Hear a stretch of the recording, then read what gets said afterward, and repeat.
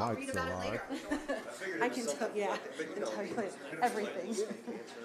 It was crazy. You don't end up on the prayer list though for 41.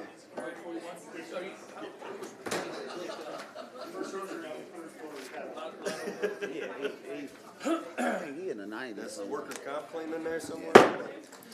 The chair will reconvene our budget workshop. If you will all rise and join me in the Pledge of Allegiance.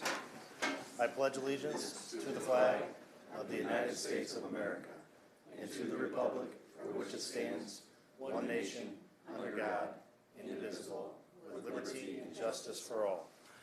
Good evening, everyone. If Madam Clerk, if you will call the roll. Yes. Alderman Cox. Here. Alderman Gregory. Here. Alderman Williams. Alderman Rockford. Here. Alderwoman Purchase. Here. Alderwoman Notriano. Here. Alderman Carlson. Here. Alderwoman Conley. Present. Alderman Donlin. Here. Alderman Hanauer. Here. Mayor Busher. Present. A quorum is present.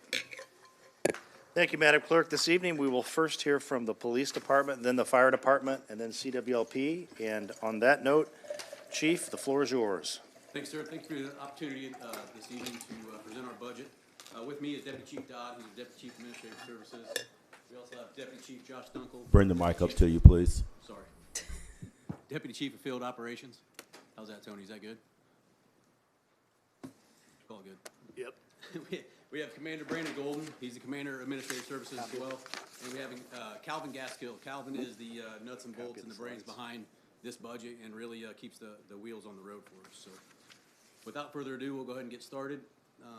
Chief, before you get into it too much, is there copies for the council of the presentation? Should be at their desk. This one, oh, Just the one sheet? And you can find it on your voting. Right, but I like to write on mine. I'm old school, so we don't have a printed copy, just this one pager. So that ought to be a short presentation. Go ahead, Chief.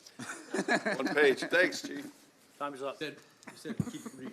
Teasing you. Go ahead, please. Thank you. All right, let's move into this. Department structure, right there, 3 divisions still. Deputy Chief Stunkel with Commander Barksdale Williams, with Commander Maddox, and then Deputy Chief Dodd with Commander Golden as well. Since Chief Ryan Leach is in training this week, and so he's unable to be here this evening. Operations Division, kind of a breakdown of that. You got a patrol section, uniform guys you see each and every day, answer calls for service.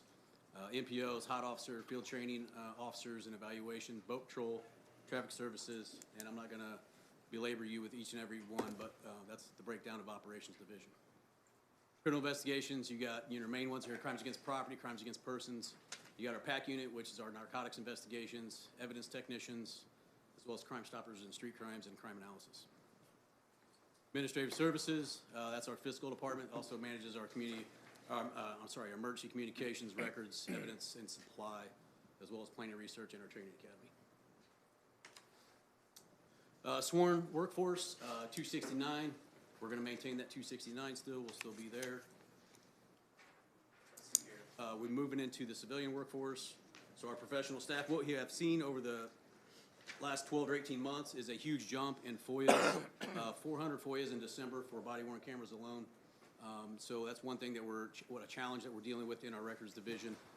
So that workload has went up astronomically. We're looking to hire one more person within the records division to assist with that. Looking at 2025, you guys might have seen this on Facebook. 108,000 calls for service, 175 community events, 35 new folks that were hired, 30,500 hours of training, 431 illegal firearms taken off the streets, nearly 12,000 traffic stops, 532 hours of grant-funded traffic enforcement, and then 27 employees promoted to a new rank. So I thought this was important to throw some traffic information in there. Traffic stops are up roughly 1,400 for the from 24 to 25. If you look at citations, they are up roughly 1,100 from 24 to 25. Traffic crashes are down about 100 there, and then our fatal crashes are split in half there. They went from 6 in 24 to 3 in 2025. Accomplishments from 2026, FY26, so calendar year 25. 31 officers hired, up to 257.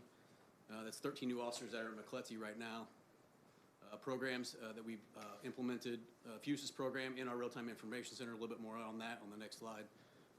Creation and implementation of the motor unit, and then our e-bike program, which you guys have probably seen in the downtown area when it was not 10 below zero. Grants and state funding, co-responder grant that we continue to maintain, $2.9 million there. We did have a COPS technology grant, which funded the build-out of our real-time information center, organized crime grant, and then continued application for grant opportunities into fiscal year 27. Real-time information center, here's a picture on the bottom Excuse me, right. Chief. Yes, sir. You need to put it right up to your mouth. Sorry. Yep, thank you. Real-time information center opened in fall of 25. It was early November. There's a picture of it on the bottom right there in action. That's huge for us right now. We are actually currently monitoring cameras all over town with a huge focus on the BOS center due to the city tournament being down there. E-bike program is off and running. We are on the 10-hour schedule now instead of the 12-hour schedule for our officers, a little bit officer wellness there. And we have transitioned to the TASER 10s. So here's our fund lines, corporate fund, which are general revenues, and then everything in reds are restricted, DUI, police laboratory, state and federal asset forfeiture, the evidence fund, and law enforcement block grant. All funds, roughly 22% are operating lines, and then the 77, almost 78% is our personnel services. Here's the breakdown by cost centers for all of them. I can run down them one by one if you wish. You know, one big increase that we did see here is going to be on our permanent improvements. That is for renovations essentially to our range out at the training academy. We need to remediate some lead that's in our berm from shooting in it since 1972, get that cleaned up, and then we also need to replace the old railroad ties that have been shot up with a barrier that will keep our target standards from getting shot and destroyed, and implementing that as well. Just out of the corporate fund, 22%, 78% out of personnel services. Again, I can run through these one by one if you wish. If there's any questions on them, we can run through that. But we'll pop to the next slide here, personnel services. This is an increase of 4.15. This is out of all the fund lines, increase in pay for the positions and additional record staff. Contractual services went down, a decrease of 8.12%. Completed some projects and some grants that we no longer have. Commodities have gone up. Ammunition has exploded in price, uniforms, and just inflation on most things that are expendables that we use, body armor and such. Equipment's gone down a little bit, and we anticipate that because I don't know that we're going to hire 30 or 40 folks this year. Maybe we will, but I don't think it will be that bad. EDP has gone up a little bit. This has increased because we are moving some of our server-based software that we use for CAD and for dispatch is moving to a cloud. We have to either move to a cloud or we have to update our servers. The cloud is a more affordable option, and it is the future of where we're going with this. So that was the cheaper opportunity there. Telecommunications up. This is radio equipment. So we went from radios in our cars that used to cost about $2,000 a piece, and now they're somewhere between $6,000 and $7,000 a piece. This also includes updating our new portable radios that you see us wear on our hips. They are coming to end of life, and so we have a 5-year plan to start replacing those, a few each year. Permanent improvements, that's a huge bump, and that's for the facility upgrades that we had at the training academy that I just discussed. And then travel bumped up a little bit, and it's just expenses for traveling for training. So goals and initiatives, talked about the academy infrastructure, berm remediation, the range concrete wall to protect our action target system. Currently, we do have an action target system that's been inoperable for some years. We're looking to replace that and get it operational. And then our range road is crumbling underneath us. So replacing that range road, not only for safety on the range, but we also do our fitness test for initial law enforcement testing out there at times, so we use that range road for that. Bearcat Armored Emergency Vehicle Response Vehicle, we're looking to replace what we have now. We've had to either push or tow our Bearcat a couple times here in the recent years, last 2 or 3 years. This vehicle is used about 30 or 40 times a year for different operations. Typically, though, operations are your more violent operations where we know that there's weapons involved, and for the safety of our officers, for the safety of the community, and for the safety of the doctors that ride with us on our SWAT team and during these high-risk incidents. Tyler Technology, that's the cloud migration I was discussing. All three parties that are part of dispatch have to move to either to the cloud or stay on servers. We've opted as the trifecta have opted to move to the cloud, which our part will be a sum of money, and then everybody else will have to move to the cloud as well. The office coordinator position for the records division is what I was speaking of earlier. We're adding to our non-sworn to help manage some of that additional requests that are coming through as FOIAs and additional workload in general in the records division. That was quick, down and dirty. Questions? Chief, as the alder persons are pushing their buttons, I do have a quick question for you, and it relates to decisions that were made prior by the council and the administration on the salaries for the officers. Have you seen the impact that, one of the arguments is obviously that focus was retention and assisting with that. What has been the result, and how do you feel things are going with retention since we made that change? I feel like we're doing well. I know I've had 3 different officers approach me specifically, one-on-one, want to have conversations saying, hey, we were looking to move, but we are not now. I think, that Let's Be grant that we got that helped with a little bit of retention money is giving us an opportunity to not only recruit, but to retain some of those folks as well. So I think we're doing well. Our numbers at 257 out of 269, so we're down roughly, 10%-ish. That is a really good number compared to most law enforcement agencies nationwide. Most law enforcement agencies nationwide are looking 25-30% down. Larger agencies such as New York, NYPD, they might be down 10, 15,000 officers. So I feel like we're in a really good spot as far as retaining. And I feel like we're building a good culture there where people are enjoying coming to work and doing a great job for us. Thank you, Chief. Alderwoman Conley. Thank you, Chair. Thank you, Chief. I know we did say, try to keep it succinct until you get to our questions. And of course, I'm the first one buzzing in. I have a couple of questions on a number of different areas. Sure. Most of these are things that you and I have talked about before you were promoted to chief, and have had some carry on since then. I'm going to start with one that we hadn't talked about that didn't pop out until I saw your budget. I noticed kind of a reduction in lines around the K-9 patrols in general. Are we reducing our number of K-9 units, or are they just not as expensive? Well, we're not going to have to replace a canine dog that we know of next year. Okay. Canines are extremely expensive to replace. We just did that through this fiscal year. So we have a dog, we have 6 dogs now, so we should be in a good spot with that. That's what I was hoping. Sure. On canines, we have a wellness dog that we're working towards as well. So more on that later. Wonderful. Okay. Well, that's leads right into my next question, which is around the wellness program plans. You and I talked about that at length. Sure. And the priority for, you've mentioned recruitment, retention. Part of that retention we talked about is ensuring that the overall health of our officers is being addressed. And for me, health is that's physical, making sure that their people are fit, that they're able to do their functions and stay healthy physically, but also the mental health because of the stress and the expectations that we have for your officers. We expect them to do a lot. So can you expand a little bit on, I wasn't quite sure, with the breakdown of your budget, where those funds, where those priorities are and how they're reflected in your budget, but I'd like to see if we can have a little more information on what that looks like. Yeah, so we have one of our officers who's interested in this line of work, right? He went to school to be a social worker or a therapist of some type prior to being a cop. And so he expressed an interest in continuing that education. We're supporting that education through funds we already have, fund that's already built within our budget. Our idea is to bring him back in, and then he can give the opportunity for officers to check in with him, have maybe open office hours to walk in, have conversations with him. He would also be responding to critical incidents after the fact to deal with stress management and things of that nature. I talked about the canine, the facility dog that we're working on. That is actually a free program that we're working through right now out of California. So the dog will get trained for roughly 2 years.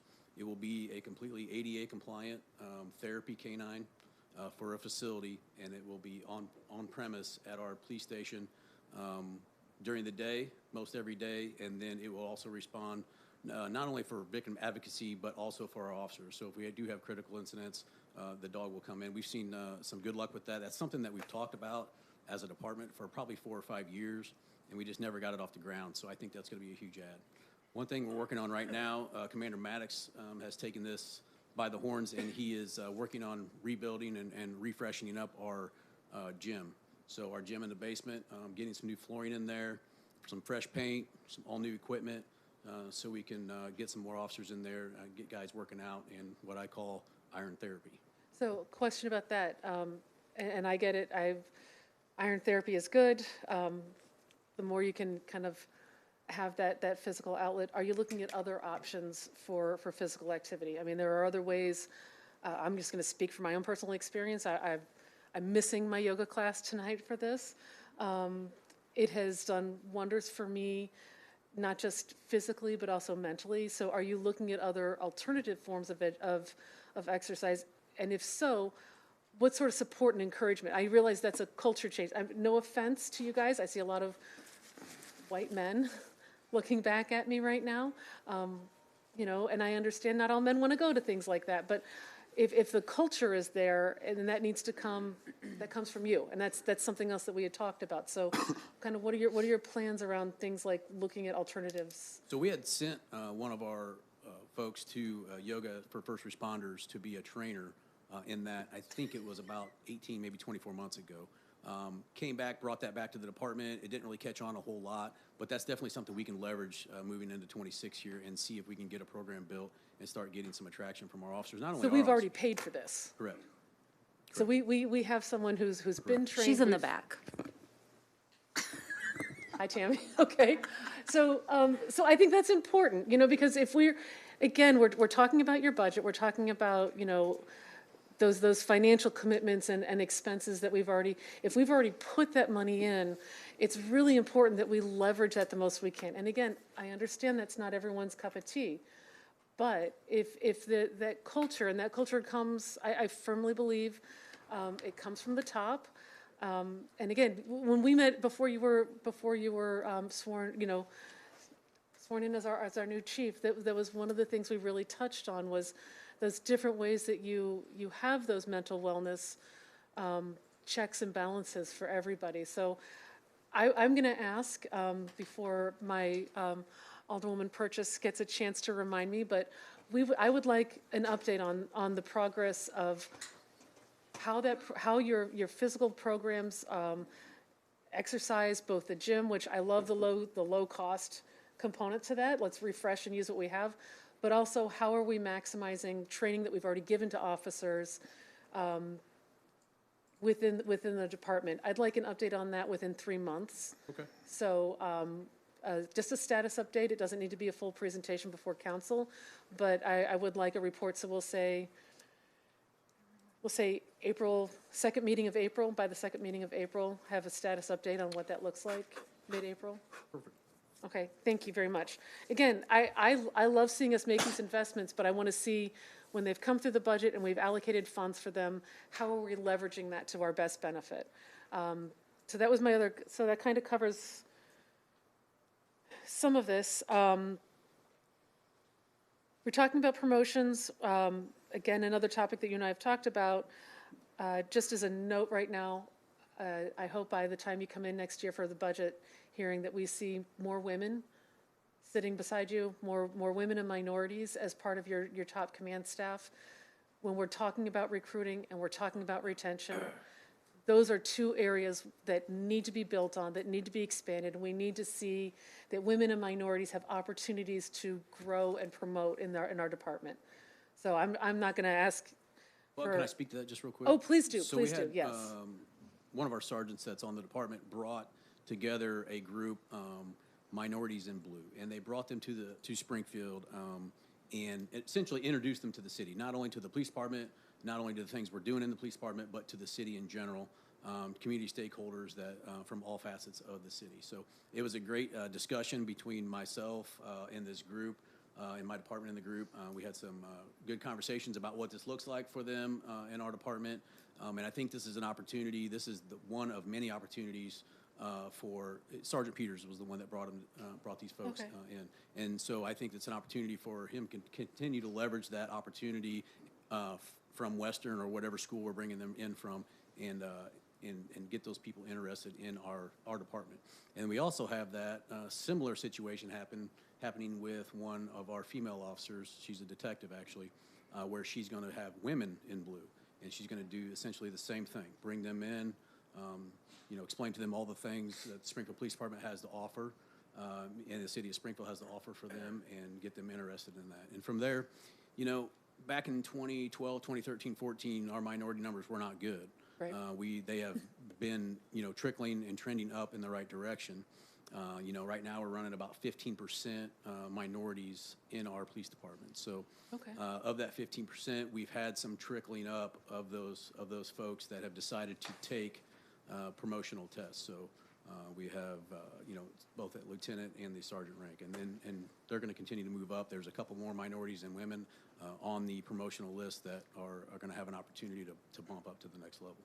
So that's encouraging to hear. I'll probably touch base with you again in a couple of months and just see if that status has changed. But I appreciate that, because those are two groups that women and minorities represent a significant portion of this community, and it is encouraging to see your support for that development. So thank you very much for that. Next question.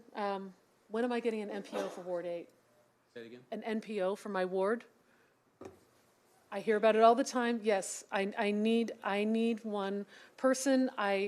We talked Tuesday night about we heard a resident come in with all of the concerns around the old Ballyvon apartments.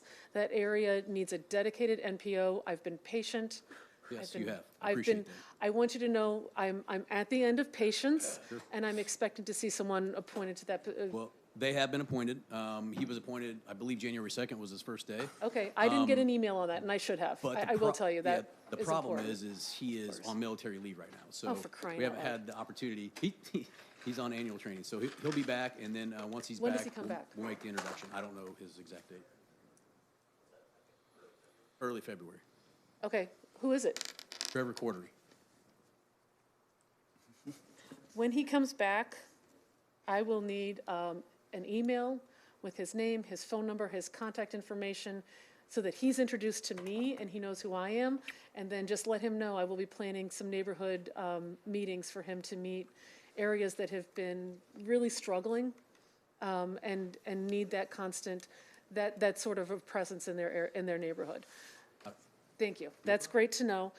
And then just one more question, because again, it's something we talked about, and again, I appreciate your time and patience, but with our conversation, we talked about those additional training supports. And how do we extend that experienced officer, hands-on interaction with our new recruits, and that more gradual release? And I believe you called it the master patrol position. Yes. We've talked about that. It's been a concept for a while. Where are we on that? We're in the middle of contract negotiations with that. Talk about it. So this is something that you consider to be subject to contract negotiations, and that's it? Alderwoman, yes, it's being discussed, but that would be a union position. We are negotiating that right now with the union. Okay, so my understanding was that we already had that sorted in the current contract, that there was flexibility for that in the current contract. Just the general outline, we're negotiating the specifics of it right now. I'm happy to talk with you about it. We'll have a conversation off. Yes. Okay. All right, so won't have to drill you on that one. I will just say, finally, I just want to say thank you very much again. I appreciate you've got your training lead here.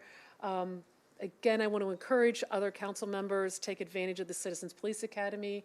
Probably one of the best steps I've made, one of the best moves I've made since coming on council, to learn more from an inside look of what you go with. Also, do your ride-alongs. They are eye-opening. But thank you very much. It's encouraging to see those traffic stop numbers increasing, the traffic patrols increasing.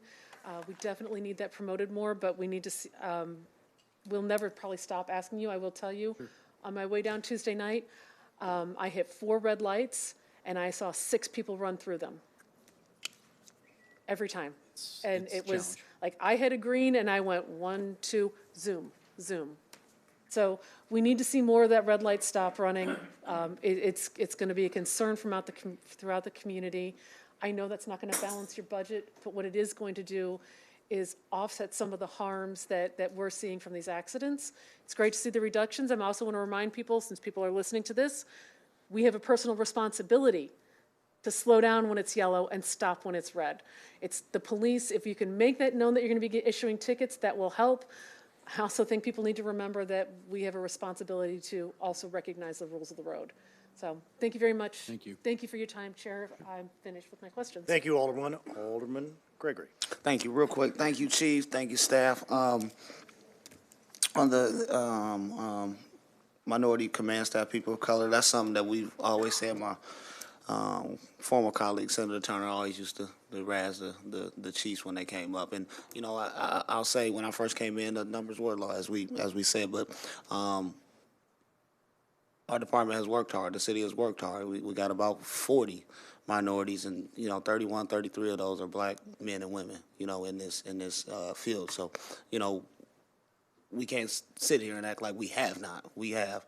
And I know I've had several conversations with every minority officer I've talked about, every black officer I've talked to about making sure they take those tests and do that. And a lot of times, you know, people, you know, just want to come to work and don't want the responsibility. But there are some that have taken that test, so we appreciate you. We have made strides in getting some minorities and women on the command staff. Miss Pickford just retired. So we have made those advances, and I know that there's some others coming. So I appreciate you on that, because I know I'm one of the chief talkers on that moment, and so we don't want to do that without recognizing the improvements both here and the fire department, and we'll speak on that soon. But real quickly, budget related questions on the 2.9 million co-responder and the violence prevention grants that we have. Both of those, if I'm correct, are both of those going to expire in July of 26? Or yes, both. Yes, correct. The co-responder grant is annual. It is set with legislation to continue. Continue. Okay. Respectfully, but Okay. with something we have to apply for annually. Okay. You will see, I think, in the coming. Please weeks- speak in the mic. Oh, yeah. You'll see in the coming weeks, I'm submitting the ordinances for the subrecipient agreements for Memorial Behavioral Health and the other supporting organizations, as we've seen each year. We do expect that to continue annually for the coming few years. Okay. The ORC emergency retail crime grant is annual as well. Okay. And it's under the same, it'll end in June 30th. Okay, but we expect it to be renewed, those two to be renewed, correct? All right. Just for, on personnel, do we have any employees that's paid out of those grants? If they end, what do we do? For the Community Connections Grant, approximately 30% of our HOT officer's time is encompassed in that grant. There's a part-time employee that helps me with the programmatic reporting, working with Memorial, getting all the numbers and statistics to ICJ on that. Okay. ORC does not support any staffing, and there is an additional 30% of the community care coordinators' salaries are also encompassed in those funds. Okay, all right. And the violence prevention grant, how are we looking on that, Chief? What we got about? What, the one we discussed? Yeah, do we, where we at balance-wise? Oh, community connections. Yes. And by the way, Kevin, I've been included on some emails and stuff. You do a great job. Trust me, you've caught some heat about getting grants on time. You've done a great job, kept your composure and everything, and that's why I feel comfortable asking you these questions. Thank you. That's fine. I appreciate that. I'm actually trying to finish the quarterly reporting, so I could probably, it's due on the 30th. I'd have That's a fine. more direct number for you, but No it big is deal. just under $1 million. Okay. And remaining funding at this time for community connections. Okay. A majority of that will be in the remaining subrecipient agreements to the organizations. All right, I appreciate you. And last, on the raises, Chief, I know we talked a little bit about that. Now, when it says for all employees, is that including command staff and, you know, the non-officer personnel, correct? All sworn. All sworn, sorry. All sworn. Yeah. All right, I appreciate you, thank you. Thank you, Alderman. Alderwoman Notrano. Thank you, Chair. So I would first like to introduce the idea. I've talked about this before with Corporation Counsel Mordock, and I've probably brought it up in here before. I understand that the FOIA requests are a big burden, and I believe that the appropriate place to house a FOIA officer would be in the Corporation Counsel's office. And so instead of you all hiring someone, you're intending to hire someone with just like a general clerical background? I think there's a misunderstanding. They're not necessarily going to say, yes, fill this FOIA, no, don't fill this FOIA. They're going to be doing redactions on body-worn cameras, which takes a considerable amount of time. Okay, okay. Yeah, so the position that we're looking to hire in the records division is more administrative. So we have some union positions that their role is specific to filling the FOIAs. When the body worn camera FOIAs come in, there's a lot of redactions that have to get done. They have to, that's done through the program, but then they have to go through and verify that faces are blurred.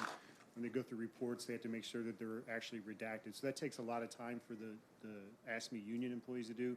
So the position that we're actually looking to fill is more administrative, because there are administrative tasks that some of those, that they can kind of lift that burden to facilitate that. So the FOIAs do come in through the clerk, and it's more, those union roles that we do have up there are filling those FOIAs, and that's what takes a lot of time within our records division to make sure that they're getting filled appropriately and in a timely manner. So.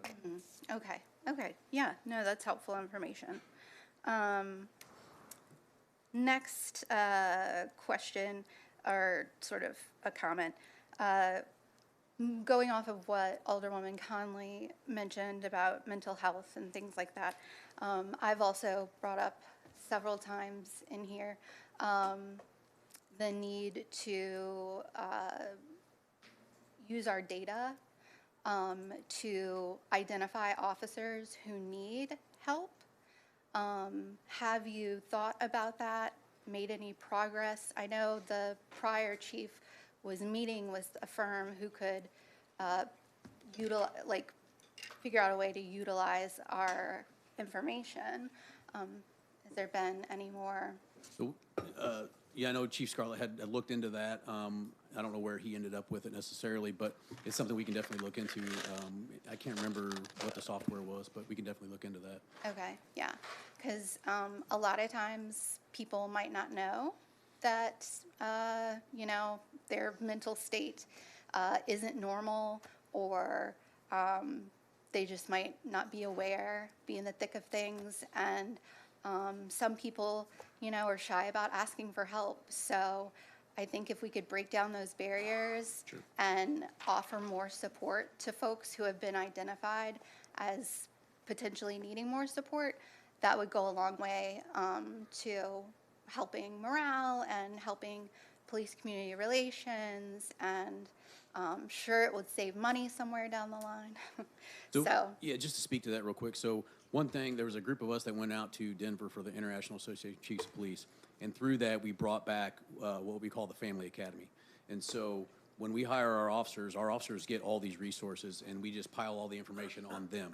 What we don't do is pile the information on their families, right? So when Joe comes home at night and Joe's wife sees there's something wrong with him, but Joe's not going to say anything about it, now the wife, we bring the families into the Family Academy. Now the wife, the kids, everybody has these resources as well. And so when Joe's wife says, hey, you need to go do A, B, C, or D, or see this particular person, the family has those resources at their fingertips as well. So they have the opportunity not only for them to use it, but for them to facilitate their loved one that may be the sworn officer to use them as well. So that's one thing we brought back. yeah. Well, that's great. I think that sounds really good. I would be concerned a little bit about the dynamics that might create in the family. But I think it's a good idea. And yeah, for most cases, that'd be awesome. So they reach out to you, or they say to the officer, hey. No, we bring the families in, and we have, a couple hours in an evening while our officers are back from the Basic Law Enforcement Academy from McClutzy. And during those couple hours, we have essentially presentations, and we sit down and have conversations about what the Springfield Police Department offers, what the city of Springfield offers. Is it EAP? What wellness programs do we have? What financial programs do we have? You know what I mean?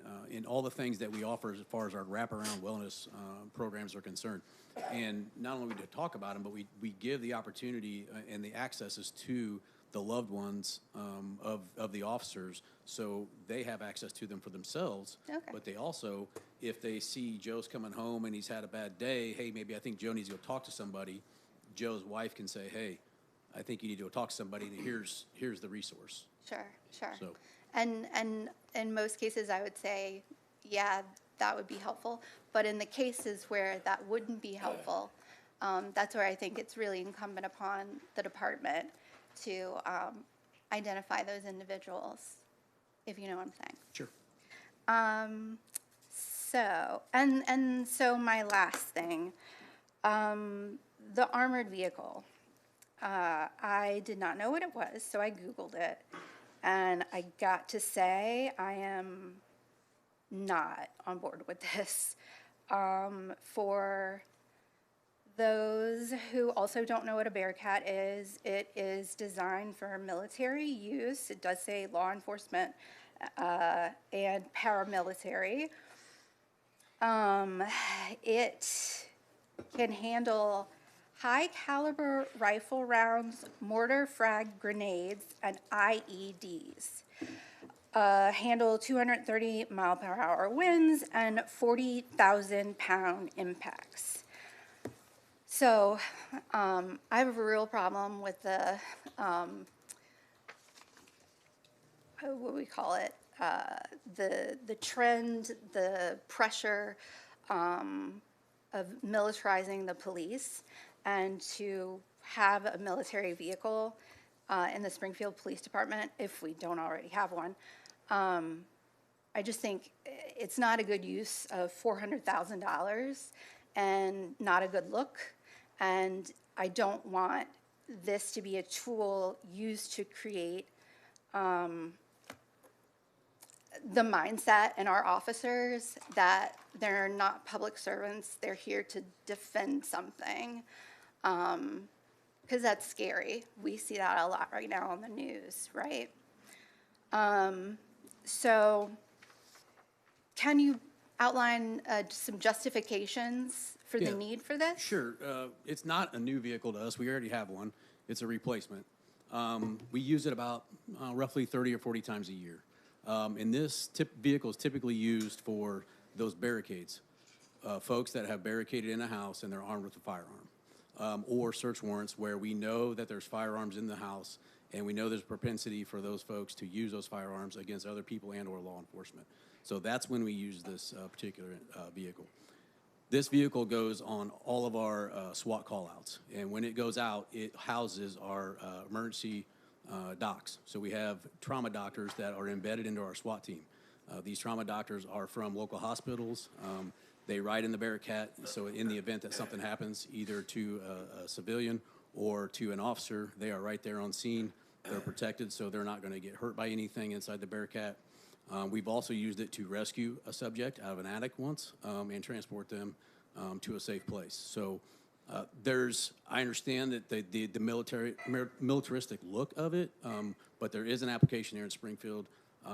It's been shot about a dozen times, so that's not something I want my officers in something safe, something where they're protected, instead of the rounds coming through a regular vehicle and hitting one of our officers. And then we have a much bigger problem. Mm-hmm. And I understand that, absolutely. It feels like overkill. So your normal police cars aren't sort of, I don't know, what do you call, like reinforced? They don't have Or- any ballistic properties to them, though. Okay, okay. Yeah, I mean, it seems like there should be something in the middle, something a little bit less serious. We don't need protection from IEDs, right? So like, are there other products in this family of vehicles? I'm not aware of any other that are like lower level than that. Again, this is something that is used in modern law enforcement for SWAT teams across the nation.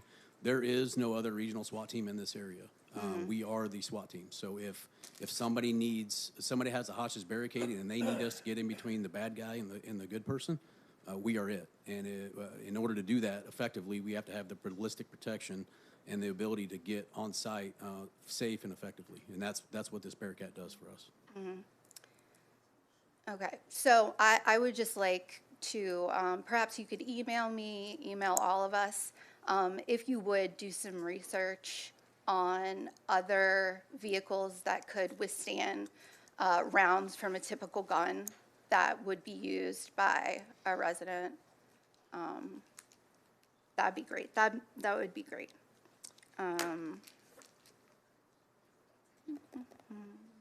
One thing I'd like to point out, it is ballistic protection, right? There's rifles that are regularly used in shootings around Springfield, and this is a rifle-rated vehicle, and that's, maybe your reservation, it's rifle-rated, but we need to be protected from rifles. And the last thing I want to do is to get one of these, not only our officers hurt, but one of these doctors that are embedded in our team hurt. No, and I understand that, I appreciate that. Of course, we don't want anyone getting shot. But I will say, I know that there are other ways to outfit other vehicles with ballistic properties, right? We know, the president's vehicle, so on and so forth. So it just seems to me that there's gotta be some in-between there, and if we could pursue it, that'd be great. Okay, thank you, Chair. Thank you, Alderwoman. Alderwoman Purchase.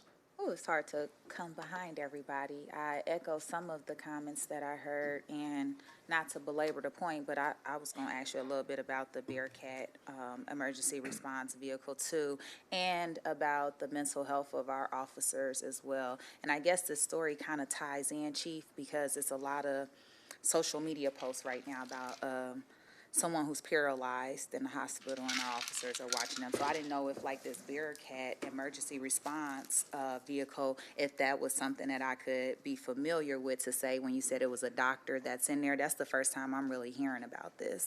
And that goes back to my education point. And Alderwoman Conley brought it up. This is it says new initiative, but you said we already have one. Correct. So you're just wanting to do some maintenance and go out to get a new one because that old one is probably super old. Over 20 years old. It's been towed a couple times and pushed and shot. We have some significant maintenance issues that we have to deal with on it. So then with some of these new initiatives, will you be bringing forward to us like benchmarks of where you are with getting this? Because I always say every year during budget, this is a lot to digest. Sure. You all bring things that are good, you bring what you need, you bring your requests, but we don't really hear too much throughout the year unless we call. So like I know it's easy to pick up the phone and call you all when we have our constituents calling and saying, hey, what's happening, or this situation that's going on right now. Is telling me about, one, the mental health of the officer, that whatever happened, so I don't say too much. Then two, how did we approach that situation? Was that like a emergency response vehicle that would have went out and had a doctor then, or that's not what that would have done? On that particular incident? Yeah, no, okay. So just wanted to ask about that, and then ask about your benchmarks of all your new initiatives that you would bring forward to us, because sometimes some of this stuff doesn't happen, actually. So this is just what we're passing for you to do, but it might not take place within the budget of that year, correct? Correct. And I'll be honest with you, some of these range improvements that we're asking for, we've been trying to get this done for numerous years, 3 or 4 years. And it's one of those things, it's like, can we cut that out? Yes, because we can't afford it this year, right? So we've been kicking that can down the road for some time. We are trying, our training is regionally renowned. There are people talking about our training at the Springfield Police Department. McCletsy has come over to view some of our training because they want to know what we're doing, how we're doing it, and why we're doing it. People are talking about it, and so we want to support that. I want to support that.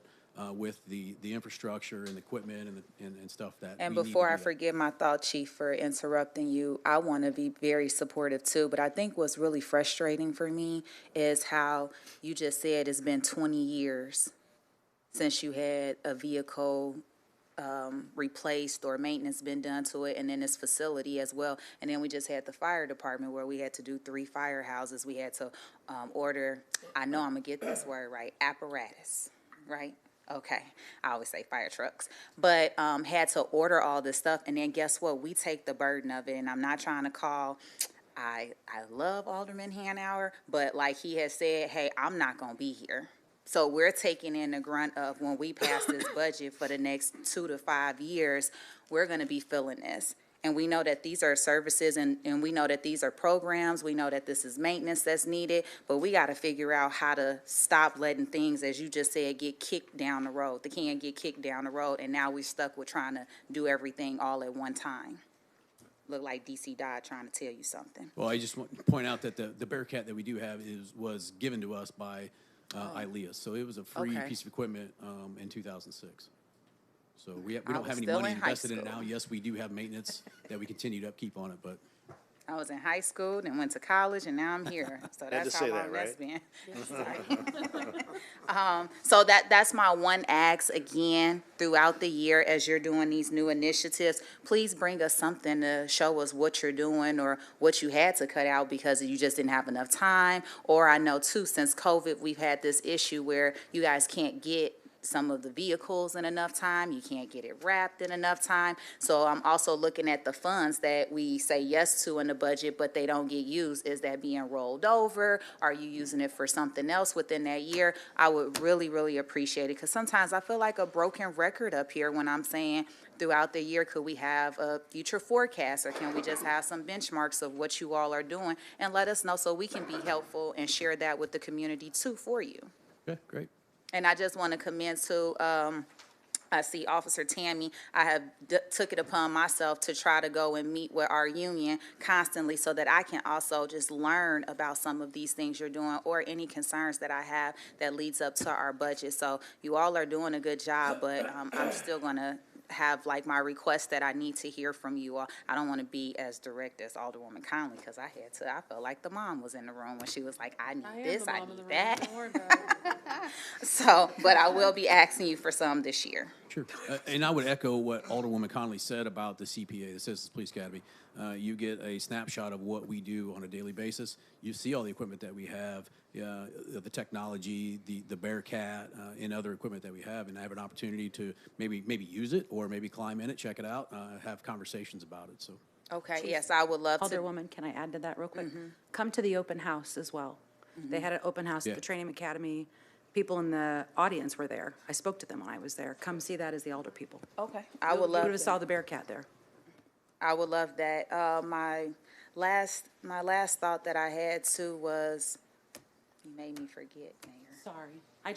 They had it out for everybody to see. Okay. Audience members here, I saw there, talked to them. I forgot it, but You can come back. you sure? I know you I'll don't be like here. second hands Of course going we'll- up.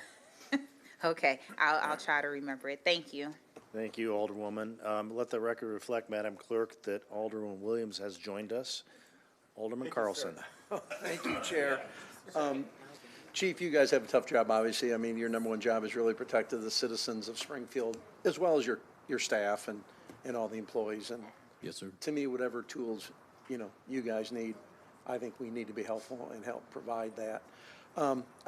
I've been loud enough, we've talked offline and in here, about, speeding and red light running, and I've got to believe that I don't mind seeing a little small increase in your budget, and we saw it tonight, and mainly a lot of it has to do with increased police force, increase in police presence. And I've got to say, I told you, some of the constituents I represent have noticed a few more squad cars out there running radar, and I know you're committed to that, and I want you to keep that commitment, and your officers, hey, write tickets when they have to, and just keep up that presence out there, because I think we have seen it lately, and thanks for all you guys do to protect the citizens of Springfield. So Thank you. Chair. Appreciate it. Thank you, Alderman. Alderman Cox. Thank you, Chair. Chief, Assistant Chief, Deputy Chiefs, anybody that's a chief. I just want to talk numbers. You guys know I respect you, I appreciate you, everything you guys do. I'm 99.9% behind you on everything you do, so got to give myself that little bit of wiggle room, though, just in case. Clean up that. Talk to me about the remediation of the berm. You said it's been kicked down the road a while, but it's $215,000. Why this year? Is this a EPA doing something to us? Is this just that it's beat up so bad? Why do we have to do it?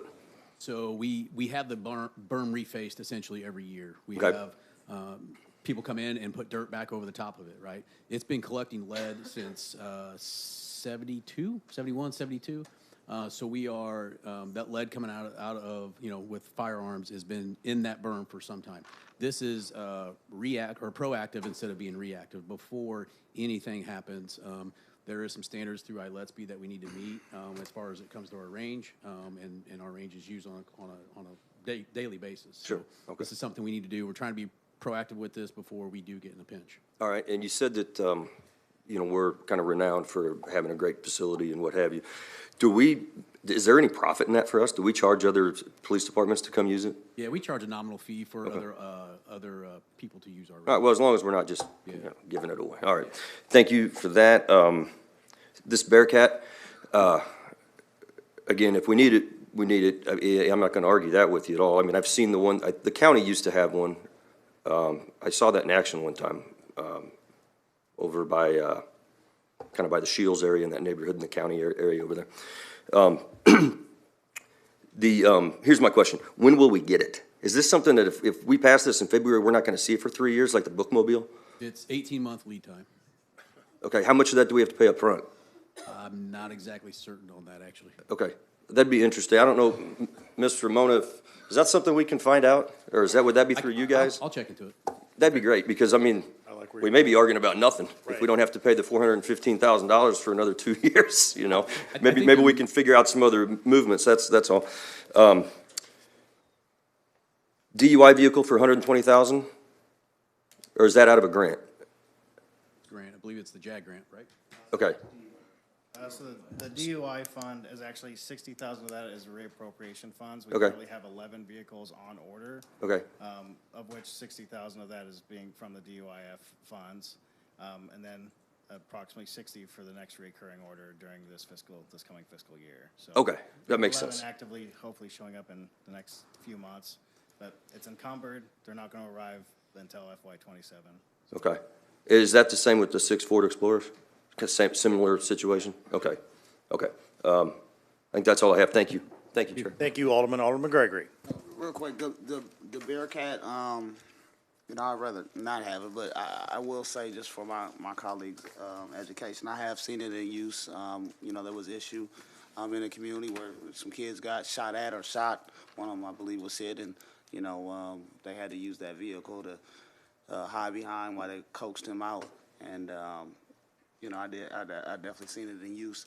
And it's incredibly smaller than the one that the county has, that Jack bought, and, the community was in uproar for multiple reasons. It's military style, it's that color too, and the streets and how heavy it is. This one's a lot smaller. But I will say, budget-wise, whether we had to buy it now or later, the police from various methods have a whole lot of funds that they could dip into equipment-wise to buy it, whether that's the grant that they have now, because it's violence prevention. It's not only for youth programs and money that we put in organizations' hands, but it's also for that equipment, along some other funds that I'm aware of. So thank you. Thank you, Alderman. Alderman Hanauer. Thank you. Real quick, the berm. Yes, sir. I was wondering, is that work that Public Works will do, or is that work that you're planning on contracting out to? Are you actually going in and removing all the dirt and then taking it somewhere? We put it out for RFP late last 25, and we only got one bid back to do the remediation. And there's a bunch of EPA regulations and such that we have to be followed. Well, I wasn't sure whether we, on the actual operators, if we could use Public Works operators to actually do that part of the work, and then, or see if we can get the operators, engineers, to use it as a training or something like that. That would be, I'm just throwing out options, trying to I save some think money. because it's lead, you have to have people who can actually mitigate the lead and deal with it, which I don't know that our public works operating engineers would be qualified for. Okay. I'm throwing out options.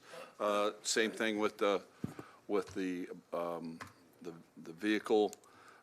We talked today, I appreciate your time today, and learn more about it. I did have one other question regarding it. Sure. Is there something that we can look at from like the federal surplus, military surplus or whatever, to try to get something like that off of there cheaper than?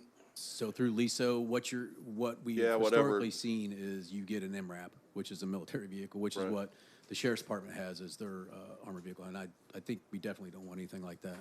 Yeah, I'm just looking at something from Sure, from I a understand. budgetary standpoint, trying to save some money here and there. understand. So, all right, thank you. Thank you, Alderman. Alderwoman Conley. I want to apologize to everyone, including the chief. I told you not too long, and here I'm speaking twice.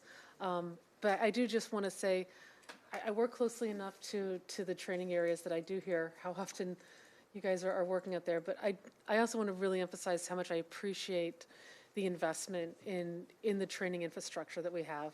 You know, Alderwoman Lakeisha Purchase, you hit the nail on the head. We've deferred a lot down the road, and I know you've been making do with kind of as best you can. Some of these investments look like kind of gulpy big dollars, but realistically, what we see in the outcomes from the training of our officers and the quality of what we have, I think we cannot skimp on training our officers and making sure that they're constantly getting those rechecks. So I just want to, I think that's an area we as a council need to make sure that we're protective of too, that we're really highlighting the value of constant and ongoing training for everybody. So just really appreciate that. Also, appreciate you getting that lead away, because there is a stream, a wee river fairly close to us there, and we don't want to see that lead move anywhere from where it is right now. So again, I just thank you for that investment in training. I know we did some last year, and I appreciate you continuing to keep that. I hammered on vehicles for a while. I think continuing to make this investment in training is critically important, so thank you for that. Sure. And I think, you know, us supporting our range facility and supporting this Bearcat, we are supporting high-risk, low-frequency tactics that are used by officers that, when not done right, are going to cost us a lot of money and/or lives. Exactly, and more, yes, more importantly than the money, but what that impact has on our community. Correct. We're still, as a community, we're in a very slow process of recovering from the murder of Sonia Massey, and we as a community need to make sure that we're prioritizing and highlighting the value of really quality training. We don't want this stuff to happen ever, but if it does, we want our people to know how to handle it, and that shouldn't be a seat of your, flying by the seat of your pants kind of situation. So thank you for that.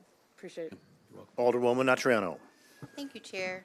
I would just like to let everyone know that I do know the difference between an MRAP and a Bearcat, and I Googled it, and the Bearcat still looks like a military vehicle, and it's still made to withstand IEDs. That's improvised explosive devices. So, yeah. And a quick Google search also tells me that there are many ways we can armor vehicles, and there are many options for armored vehicles. We don't need to get into the weeds of that right now, but I would just like for everyone to know that this isn't the only option to serve this purpose. And I would say, I'm surprised that we don't have ballistic plates in any of our units, in any of the police cars. Wow. I would support that more than I would support us spending $415,000 on one vehicle that we use every so often. Yeah, it gives me pause. Thank you. Thank you, Alderwoman. Alderman Williams. Thank you. I won't go into much because I was late. I'm sorry about that. But I do want to talk about when police officers are used as animal control. Do you field calls from the citizens or anyone from animal control, for animal control? Sometimes we'll respond, yeah, whether, it's a vicious animal or whatever, or what have you. Initially, typically, we try to defer that to animal control as soon as possible. I know I personally been involved in a couple of those incidents, when we try to get them to animal control sooner than later. We don't have the tools or the training to really deal with vicious animals or problematic animals. We can write citations or ordinance violations for, barking dogs and such, but Does animal control ever call you? Sometimes. The agency itself? typically they'll call us if they are having issues with people, not with animals. Like with the owner of the pet or whatever? Okay, so the police officers that do, this is just part of their regular shift or whatever, that they may be Correct. called on something like that? No special units or 2 or 3 cops that are assigned for? No, Okay. correct. Thank you, sir. Yes, sir. Thank you, Alderman, and Chief, thank you to you and your entire team for the presentation and answering the questions. And you can go ahead and move along, and next up, we have our fire department, and we're going to take a, let's just say 5-minute break so Tony can get ready.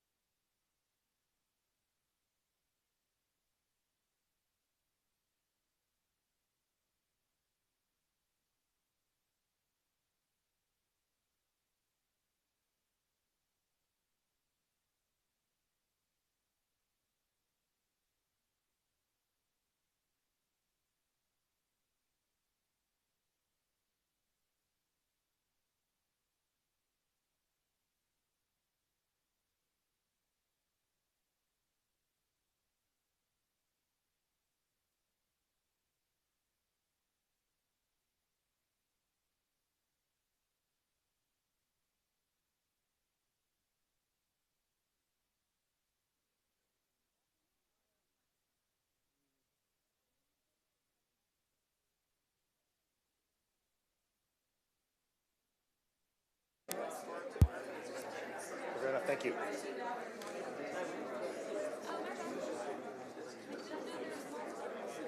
Mics are hot. So,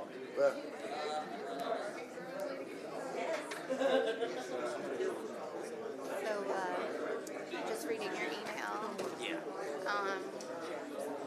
You know, what do you think the timeline looks like that you have?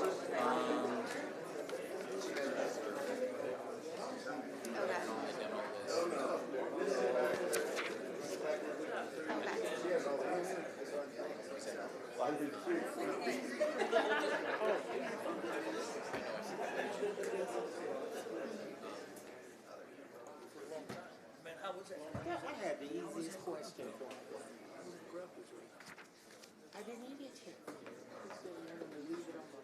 Chief, are you ready?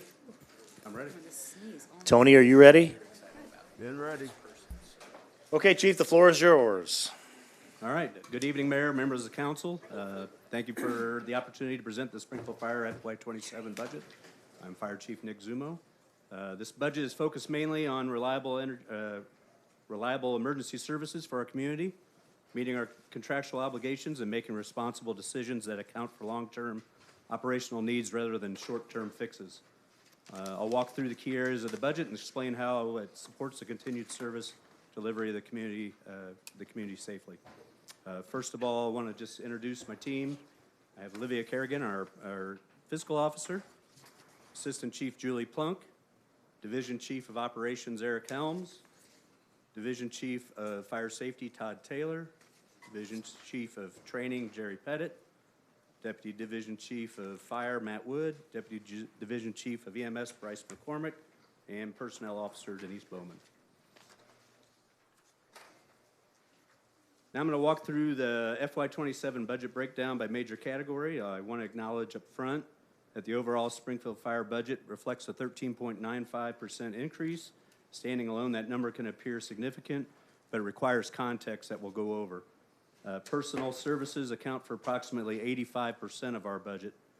So we're going to focus there first before we move on through the remaining areas. Personal services represent the core of the fire department's budget. The changes reflected here are driven primarily by contractual wage obligations, retroactive pay, and the planned recruit class intended to maintain our minimum staffing levels. This category also reflects an increase of 2 to our authorized count that was agreed upon within the collective bargaining agreement. That'll bring us to 250 fully staffed.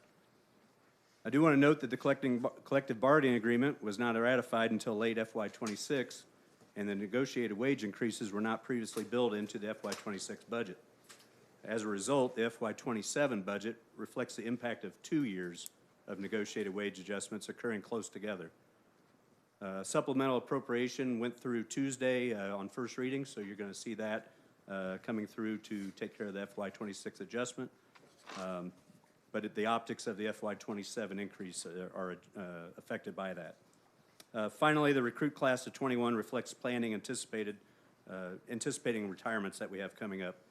To maintain the minimum staffing levels and ensure continuity of service, recruit classes must be conducted on an annual basis, which is a direct impact on controlling our overtime costs.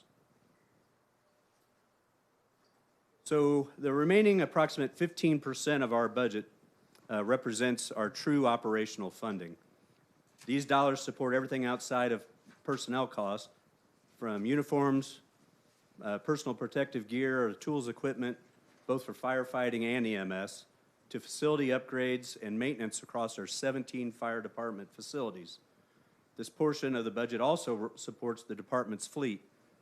We have 71 total vehicles, including 19 frontline apparatus, 8 reserve apparatus, 6 special teams vehicles, 3 boats, 2 ATVs, and the remaining vehicles necessary for daily operations, logistics, training, and support. Over the past several years, I have focused on building an operational budget that spreads these costs out in a planned and deliberate way as equipment and assets reach the end of their service life. This approach helps avoid sharp budget spikes, makes future budgets more predictable, and reduces the need to defer large purchases in tighter budget years. The goal is operational stability and reliability, not reactionary spending. 1200s, you're going to see it makes up approximately 2% of our overall budget, and you're going to see a 10.5% increase. It's driven by an abnormal amount of vacancies that we're about to experience in our fire safety division due to retirements and one contractual added position. Also in this category, we have a major focus on the department's health and wellness initiative. Much of what you just spoke about with the police department is also a concern within the fire department, and we're addressing that. Cancer screenings and crisis intervention training have remained priorities for the department, while peer fitness efforts, while they were impacted but during the COVID time, we're trying to reintroduce those and get them back started again to take care of our physical health. Together, these efforts support both the physical and mental well-being of our personnel and reduce long-term health risk. Additional items within the contractual services include new 4D software that will improve inspection efficiency, code enforcement, and overall service delivery, as well as a couple of vehicles need identification, basically wraps and labeling for our department vehicles. 1,400 is our commodities. It's about 1% of our budget. Within this small portion, it's a decrease of approximately 2.15%, which reflects completed one-time expenses and control and continued cost control. Key factor in the decrease was the completion of our PFAS foam disposal, which was a required environmental and safety obligation that we had. The category also includes some of the funding for Safety City Camp that we're going to start this summer. It's a new initiative for the department, something I'll provide more detail later in the presentation. Overall, the decrease does not reflect a reduction in service or safety, but rather a completion of non-reoccurring costs. Outside of personnel, the equipment, particularly our fire apparatus, is the most important category in the fire department budget. This section represents approximately 7% of our overall budget request, and it shows a 60.54% increase for FY27. The significant driver of that increase is a planned purchase of one fire truck, one fire engine, along with 4 Ford Rangers, and of course the Bolt. It is important to understand that current manufacturing delivery timelines for fire apparatus are now more than 4 years.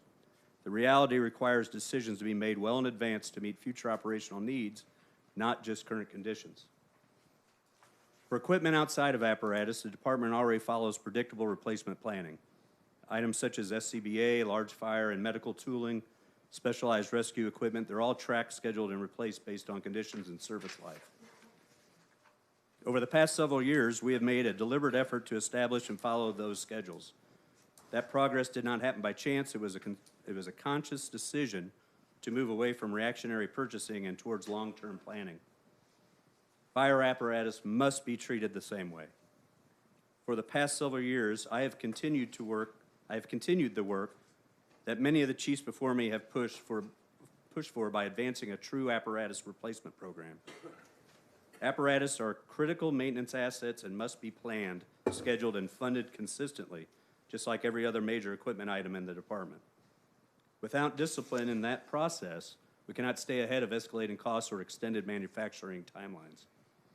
The reality is, $2.5 to $3 million annual investment can cover the cost of consistent apparatus replacement, as well as the replacement of the essential department vehicles and equipment. For this to work effectively, that funding needs to be budgeted as a reliable line item, like other equipment purchases, with the flexibility to prioritize the annual focus based on condition, risk, and operational need. Those other essential vehicles support specialized response capabilities such as a hazmat team, technical rescue, our dive team, or sonar, our drone, air trailers, and all other related support equipment required for complex incidents. Historically, these assets are only addressed after catastrophic failure rather than through planned replacement, and many are now reaching a condition that will require attention soon. Replacement plans presented over the past several budget cycles show that due to delayed funding or reluctance to fully utilize allocated dollars, the department does not reach industry replacement standards until 2050. The Bolt represents an intentional expansion of the service capability that was approved and ordered in FY26. Due to delivery timing, that funding had to be reappropriated to FY '27, so you see that affecting the number as well. With that exception, the remaining equipment funding reflects life cycle replacement and long-term planning. Overall, this approach prioritizes predictability, operational reliability, and fiscal responsibility. 1600s are relatively small. It's just 1% of our budget, but it does show a 20.1% increase for FY '27. That reflects security upgrades to the fire stations. We are trying to tie the fire stations into the city's camera systems. Also kind of pair that with the police real-time center so that we have the ability to pull up these cameras and see different areas of town, but at the same time protect our assets and our people. It also transitions to a cloud-based storage, much like PD mentioned with our Tyler Technologies, utilizing that platform. 1700s telecommunications, also 1% of the budget, approximately 3.82%. This is money we're budgeting basically for a potential change to our radio system in FY '27. We're currently evaluating a move to the county Starcom radio system in coordination with the police department. This would place public safety on a more redundant and resilient system, helping to reduce the risk of system failures like the outage we experienced during the derecho. 1800 is automotive. It accounts for about 2% and a 1.07% increase. This is basically upfitting the 4 Ford Rangers we'd be purchasing for the fire and safety inspector needs. 2600 is travel and housing. It's a very small portion and it's staying level. These costs are associated with required training, certifications, and professional development that cannot be completed locally.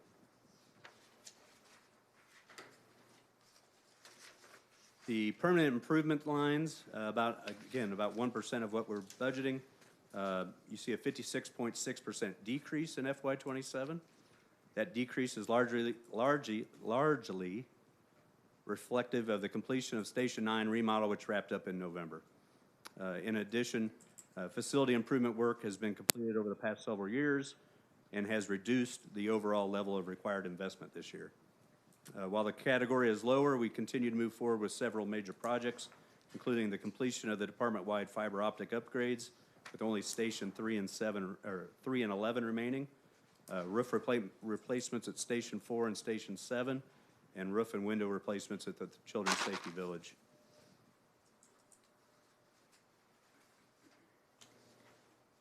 This slide shows the changes between FY '26 and '27. Excluding the personal services. Outside of the request for the 2 fire apparatus, the remaining operating budget is mostly flat, with changes reflecting planned replacement, completed one-time projects, and continued life cycle management. Even the Bolt, which represents an expansion in our service capability, has been largely accounted for within our normal budget planning, and FY '27 impact reflects timing and delivery rather than new or unplanned costs. Only approximately $166,000 will be needed to be pulled from the opioid funds to account for the items that are a required need. Overall, the changes shown here demonstrate a deliberate effort to control costs, prioritize needs, and maintain reliable service while continuing to move the department forward. The final slide, we're just showing some of the things we have planned, the larger events. We have a recruit class that'll be starting March 6th. Fire candidate testing, so if anyone is looking to become a fireman, I believe that testing will be in May. I would assume HR will be putting stuff out soon, announcing that, but you can always go to the website and sign up and put your name in, and they'll contact you as information becomes available. We should be taking, the Bolt should be arriving sometime late May by June. The fire truck that we bought 6 years ago should be here in June. Safety City Summer Camp, which I briefly mentioned, is scheduled for July. What that is we're going to start a camp at our Children's Safety Village area, which is severely underutilized.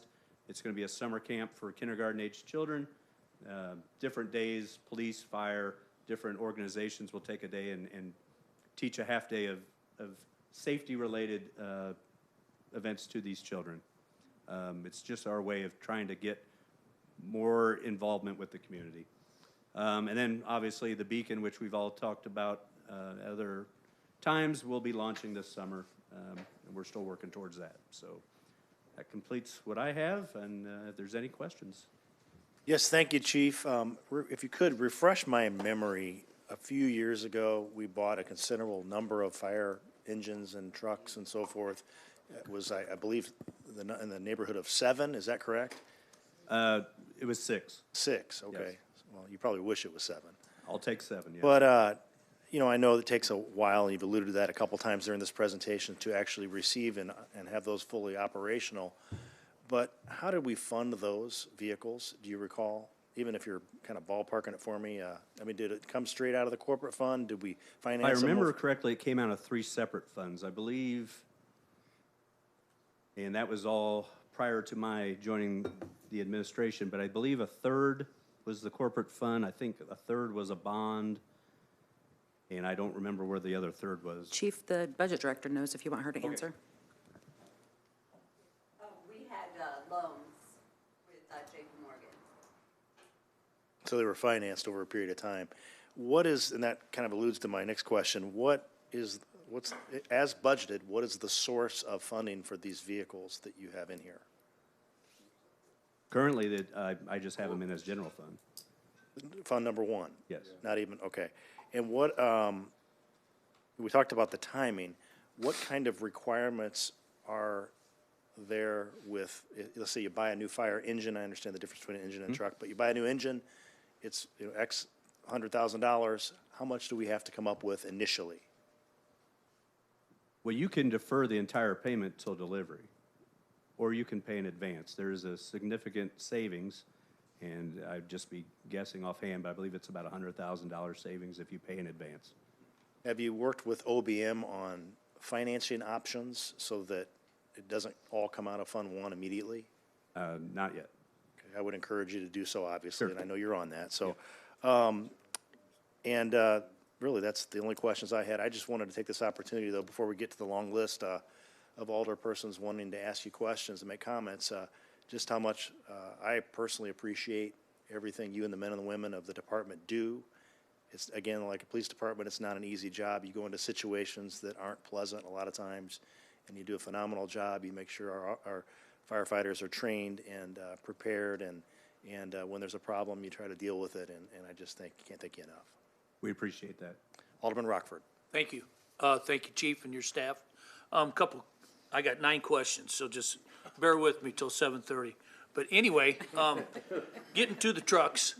Sure. I'm not a fan of new trucks, and I'm gonna give you some reasoning. Okay. We had the Public Works in here, last week. There are 42 people down in there, staff-wise, okay? I'm one of the biggest complainers. A lot of us complain to the Public Works about, you know, tall grass, garbage pickup, this kind of stuff. If there's any way we can defer buying equipment to help hire, we talked about 6 people, 8 people, whatever, to Public Works. And I'm not saying this year, but maybe next year. But, so I'm not a fan of buying new equipment. I know you need it, you know. I know the situation we've been through with the garage, getting mechanics and getting people. It's a struggle. But again, you know, we got to tighten our belts and do the right thing. And I'm not saying you're doing the wrong thing. I'm just, you know, I'd like to talk to somebody about, you know, the mileage and how long we've had these trucks, and, you know, some are 20 years old, 15 years old, whatever. But, you know, the conditions of the safety trucks. We want to buy 4 new Rangers. Correct. How are those the condition of the trucks that they're driving now? I mean, They would not, so that there would be a trickle-down effect. We wouldn't replace the ones that they're in now. We were get rid of a couple vehicles that were Yes. purchased in Yes, 1999. yeah, I mean, you're gonna get the new ones and then. 27-year-old Yes. vehicles that we're I getting rid of. got you, I got you. You said you did upgrade the security on firehouses. Correct. Does this, hope it doesn't include the new houses? The new houses have cameras and everything Okay, installed. okay, so these are the ones like on 19th and Converse? Correct. Maybe get a camera in there? Correct. If we have room. We'd like to put 2 cameras on the exterior of every house so that you can see all the way around. Okay, And then put one of the card readers on the houses. okay. Also, you said something about Starcom, Correct. and that's with the county? Yes. Is there a cost to that? There's going to be a cost. That's why we budgeted, I believe it was $100,000, just Okay. not knowing what the cost is going to be. We've been in, having meetings ourselves, the police department, with Chris Mueller from the county. Okay. Talking about what the best options are. Okay. But we're just reserving that just in case we do decide to make that move. Okay, but it's $100,000, but you don't know what the cost will be? Correct. I believe our portion will be significantly less, Okay, but until I know an exact number, I can't. okay, I can't tell you. that's it, thank you. Thank you, Chair. Thank you, Alderman. Alderman Carlson. Thank you, Chair. First of all, Chief, thanks for all you guys do and really the quick response that I get whenever I call you or one of your members, and the communication this past fall with the remodeling of Station 9. And Julie told me some horror stories over the years when you were there, so that it was badly needed, and some of the residents reached out, and you gave me a good response, and I passed that on. The 3 new houses, that was all debated before I was here. I think, we're always concerned about, we gotta, for insurance purposes, I think Class 1 rating. I assume you're happy with the location and how it turned out and the number of calls, and they were, professionals, I think, chose those spots. Absolutely. And so I think you're happy with all those and where they're located?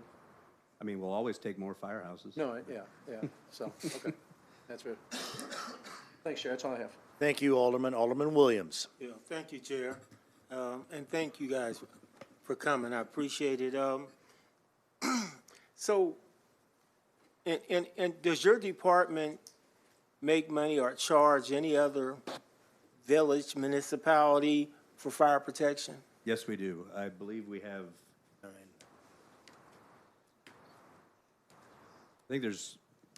I have to double check. I think it's like 13 fire protection districts. Okay, and if you could get a round figure, not, you don't have to do it individually, but just in general about what comes in, and, Right. and how is that money utilized in your department when it comes in?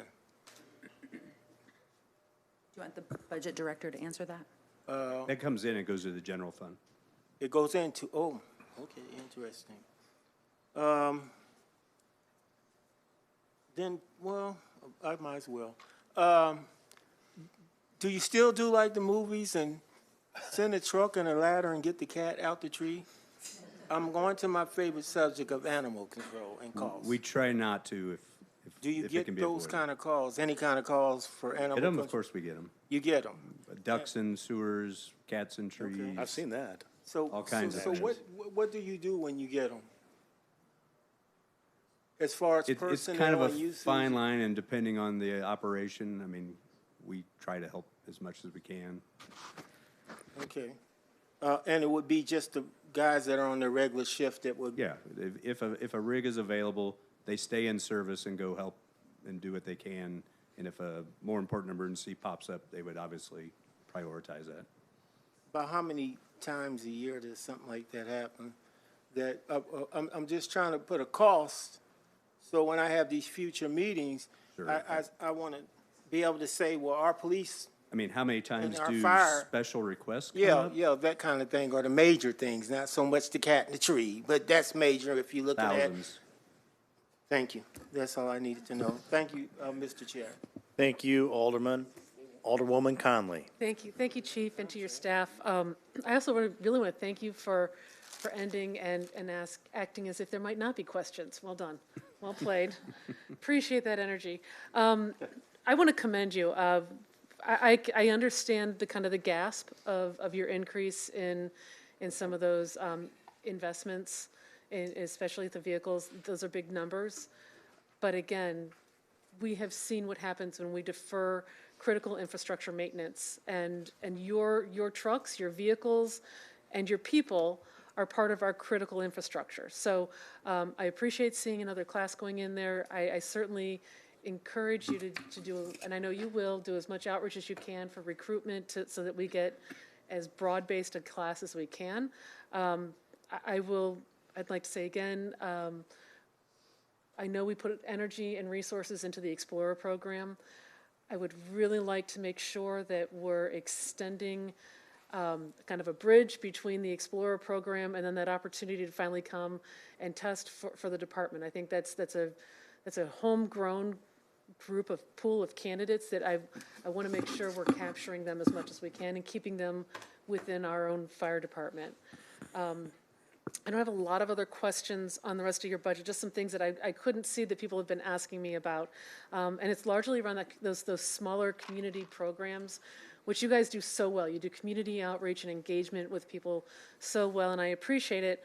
But I did have a resident ask me, what is the status of your smoke detector installation program? Will that continue? And if so, what kind of numbers do you expect to see for that? I can speak to it. Wonderful. Please use the microphone. But you got to wait till you get a mic. Please use the microphone. Todd Taylor, go up to the mic. I know you can project like the best of them, but let's make sure everyone online can hear you too. So that program is very active. Casey, my office, probably receives a dozen phone calls a week, sometimes more, sometimes less. She schedules the rigs for Wednesday evenings and Saturday mornings. The crews go out and they do those installs at request by appointment. Okay. And then our public education officer, he's out there in the community at all the different events that he attends, pushing that. He's scheduling some of those as well. And if you saw the news today, in coordination with District 186, we rolled out a new initiative. There's a bed shaker for hard of hearing and deaf folks. So the school district brought it to our attention that there was a significant need in the community. They were able to identify a couple dozen kids in 186 that could benefit from this program. So with the State Fire Marshal's Office and Camp IME, they had those units and they were willing to donate those. So we did a little media release this morning, and we're going to start installing those for students of 186. And if we're able to get more of those, our hope is to extend that out to the general community outside of the student class for the district. That's really encouraging. I would ask that you get some dollar amounts for us to see so that, adults who are hard of hearing can potentially take advantage of this. That if you could get that back to us, like within, maybe not for this particular budget, but maybe that's something we can look at down the road, because I think that's a fabulous initiative. I missed the news today, sorry. Sure. But that's a great initiative. I do know that those systems are very expensive, and that's why we haven't done many of those. They run anywhere from $300 to $700 a unit to have those put in. So we've been very fortunate with this program and this team that we were able to put together, where they're providing those to us free of charge. And they're hoping to increase that ability as we move forward. That's excellent. That's an amazing initiative, and if there's any way we can find grants or other resources to support that and extend it, fabulous. I'd love to see that. Okay, then my next question, again, I'm going to try to keep this as simple as possible. This may be you too, the knockbox installations. How are those going? I assumed that was still you. So I'm assuming you're talking about the residential ones, Yes, correct? yes. That initially started with an individual business here in Springfield that bought 100 of those units and donated them to the fire department. Okay. Those have all been exhausted. Not surprising, they went very, very quickly. We still get a lot of phone calls for those. We keep kind of a running list of people that are interested, and we do encourage people that have the means to get on Knoxbox website and purchase them if they are able to do so. Those things run about $215 a piece. But we have seen some recycling of those that we put out a couple of years ago. Because one of the things we did when we started that program, we asked all those residents, when you don't need these anymore, please call us. We'll come get those so we can put them back into the program. And then the folks that have had the ability to buy their own, we asked them, when you are done with it, would you be interested in donating that back into our system so we can increase our inventory out there in the community? Chief, for those who don't know, could you please explain what a Knox box is? I sure can. It's a small vault.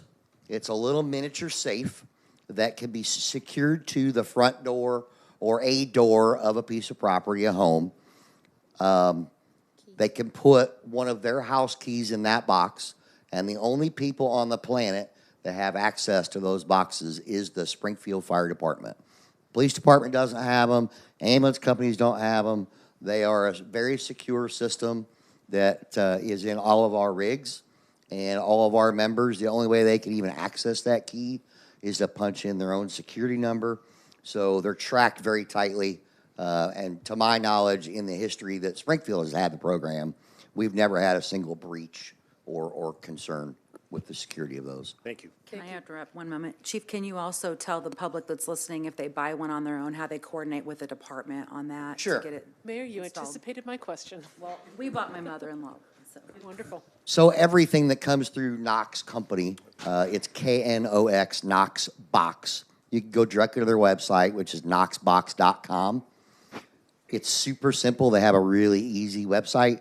Just go to their products tab and click on residential or commercial. And once you pop that, it'll ask what your jurisdiction is. You're going to look for Springfield Fire Department. Pick that item. I think for the residential, it only gives you 1 or 2 options. Pick which one you want. Pay for it online.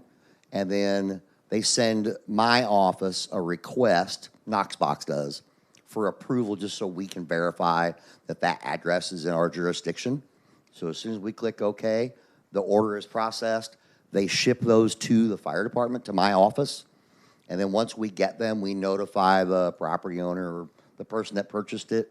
They can pick it up or we can deliver it, assist with the install of that, get their keys in there, get it locked up, and then they're ready to go. It's a very simple process. Thank you. So what is the current unmet need for those? You said you're developing a list. How many, do you have an approximate number of how many names are on that list? I can't tell you right off the top of my head, but I can assure you there's probably 3 or 4 dozen people that are on the list for sure. And we get more and more weekly as the program becomes more well-known. I'm sure that number will increase a lot.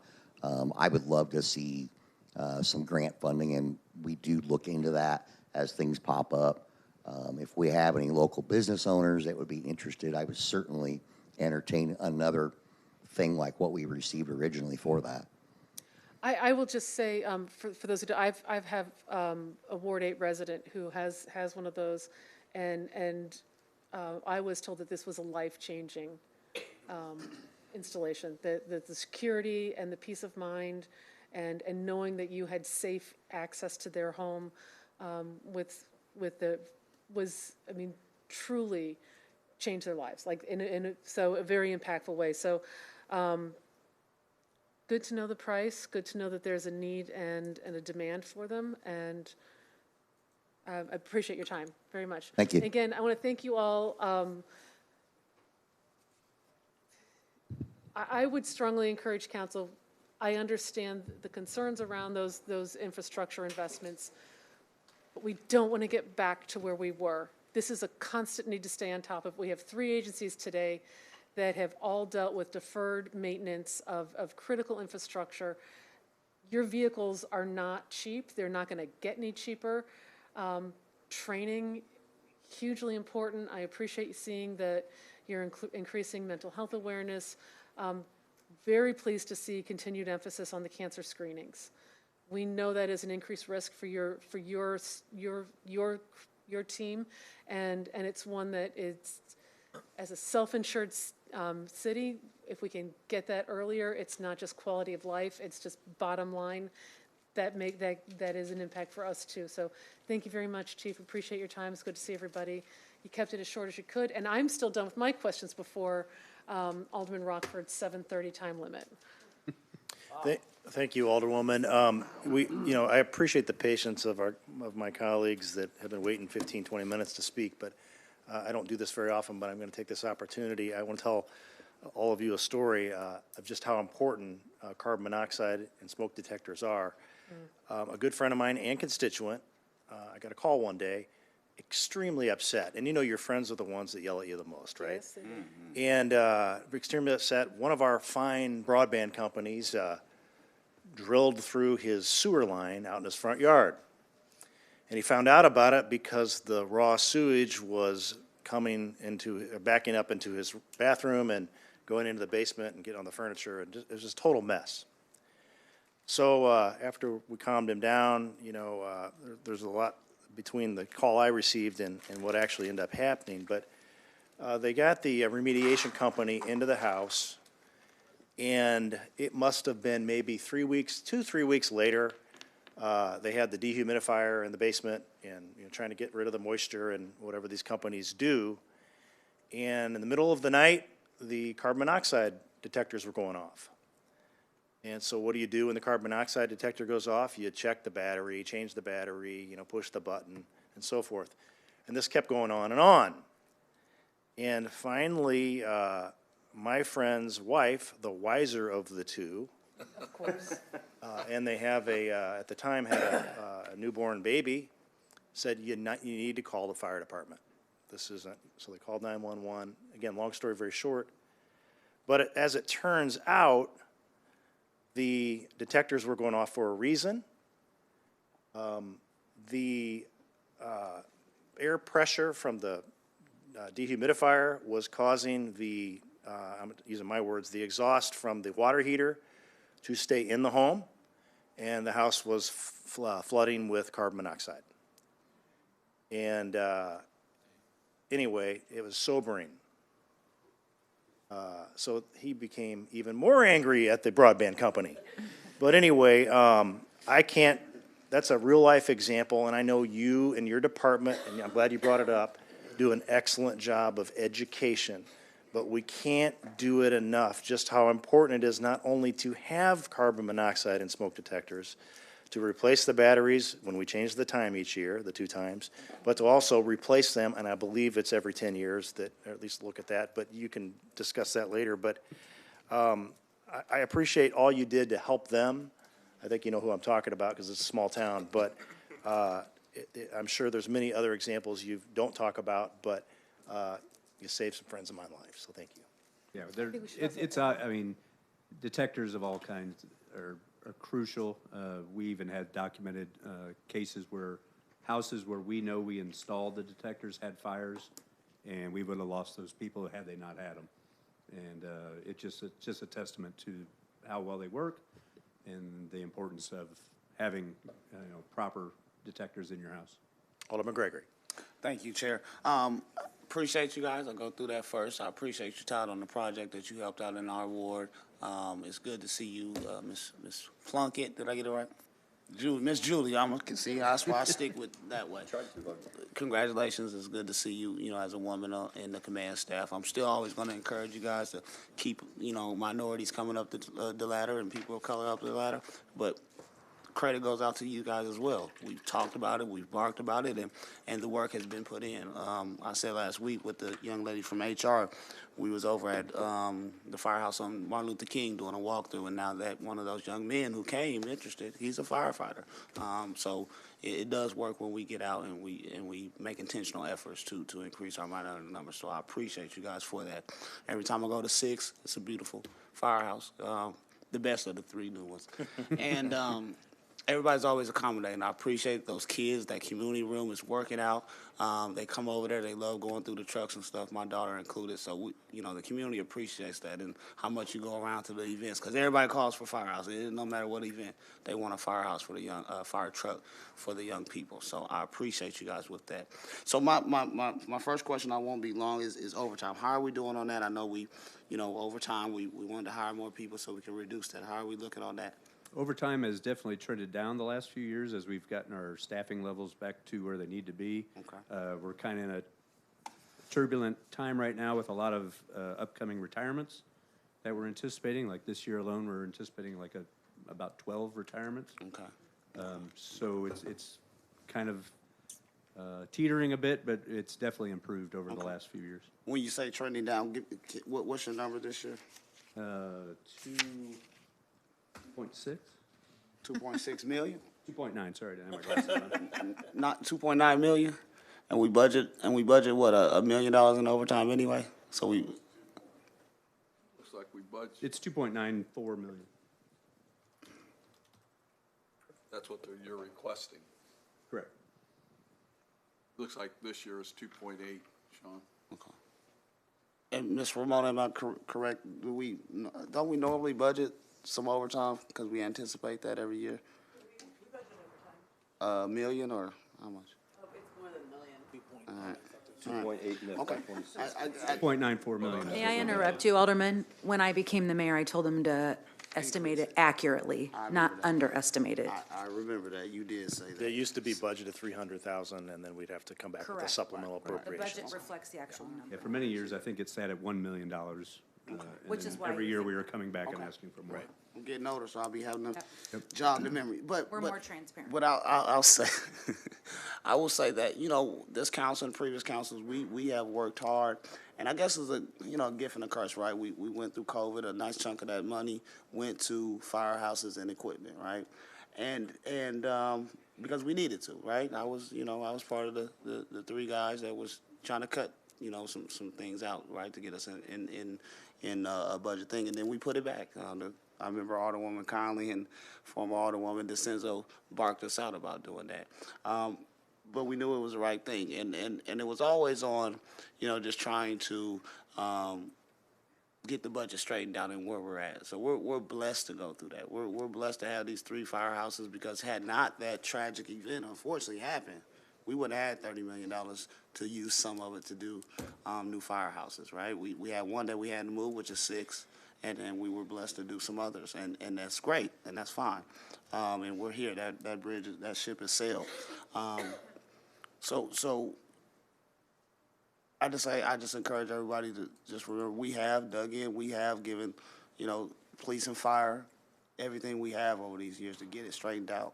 And, you know, looking at budget-wise, coming years, we definitely got to tighten up. We definitely got to, this year's 23, you know, Ms. Ramona sent us the numbers. That's at 90%. If we fund it at 100%, we at 15.5. So, and next year, you know, it will go down to 6%. So we got to tighten it up. You know, there's about, $9.5 million in new incentives. So, you know, we'll need to look at that. You guys don't have too much in there besides the trucks. I know we need that. I know it takes a little bit of time to get those things. So I agree with Alderman Hanauer or Donlin on financing and just making sure that we can do that. But in the future, we got the money to make the payment too. So whether we do that in advance or leave it risky for the future, I don't like that. I'd rather pay for it up front and be real and transparent in what we can afford. So I appreciate everyone, and we'll keep working. Thank you.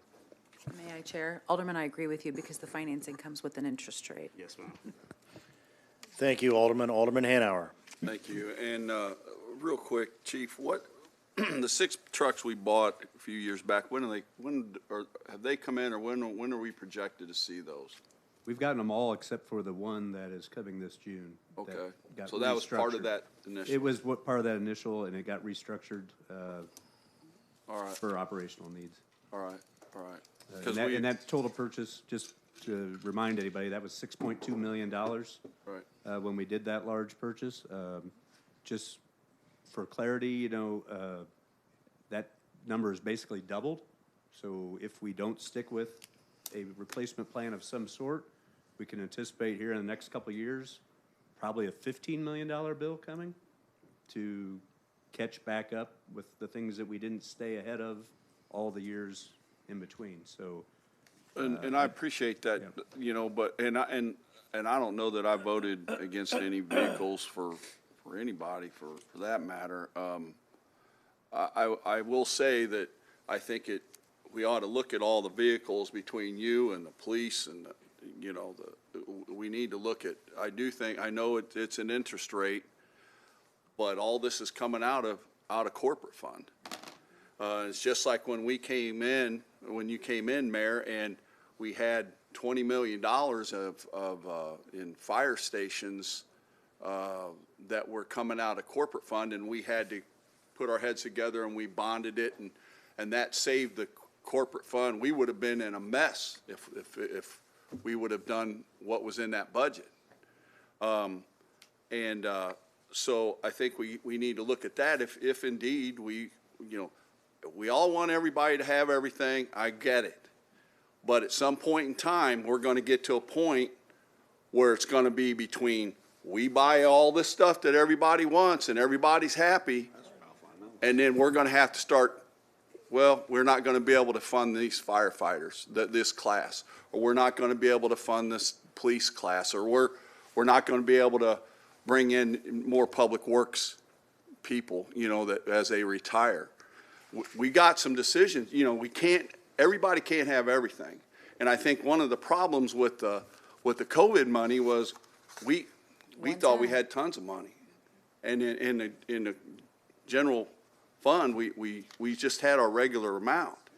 And now we're in a situation where we do have to look at the future, because if we don't this year, next year's going to be worse.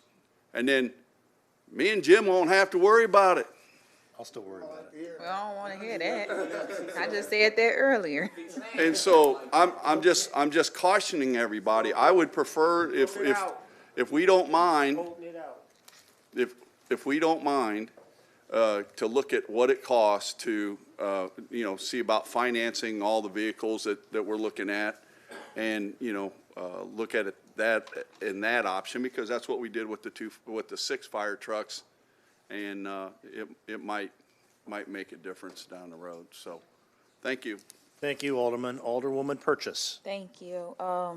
Thank you, Alderman Hanauer, for saying that. The first thing I want to acknowledge, because I keep pressing the button late, I have to come back from everybody else talking.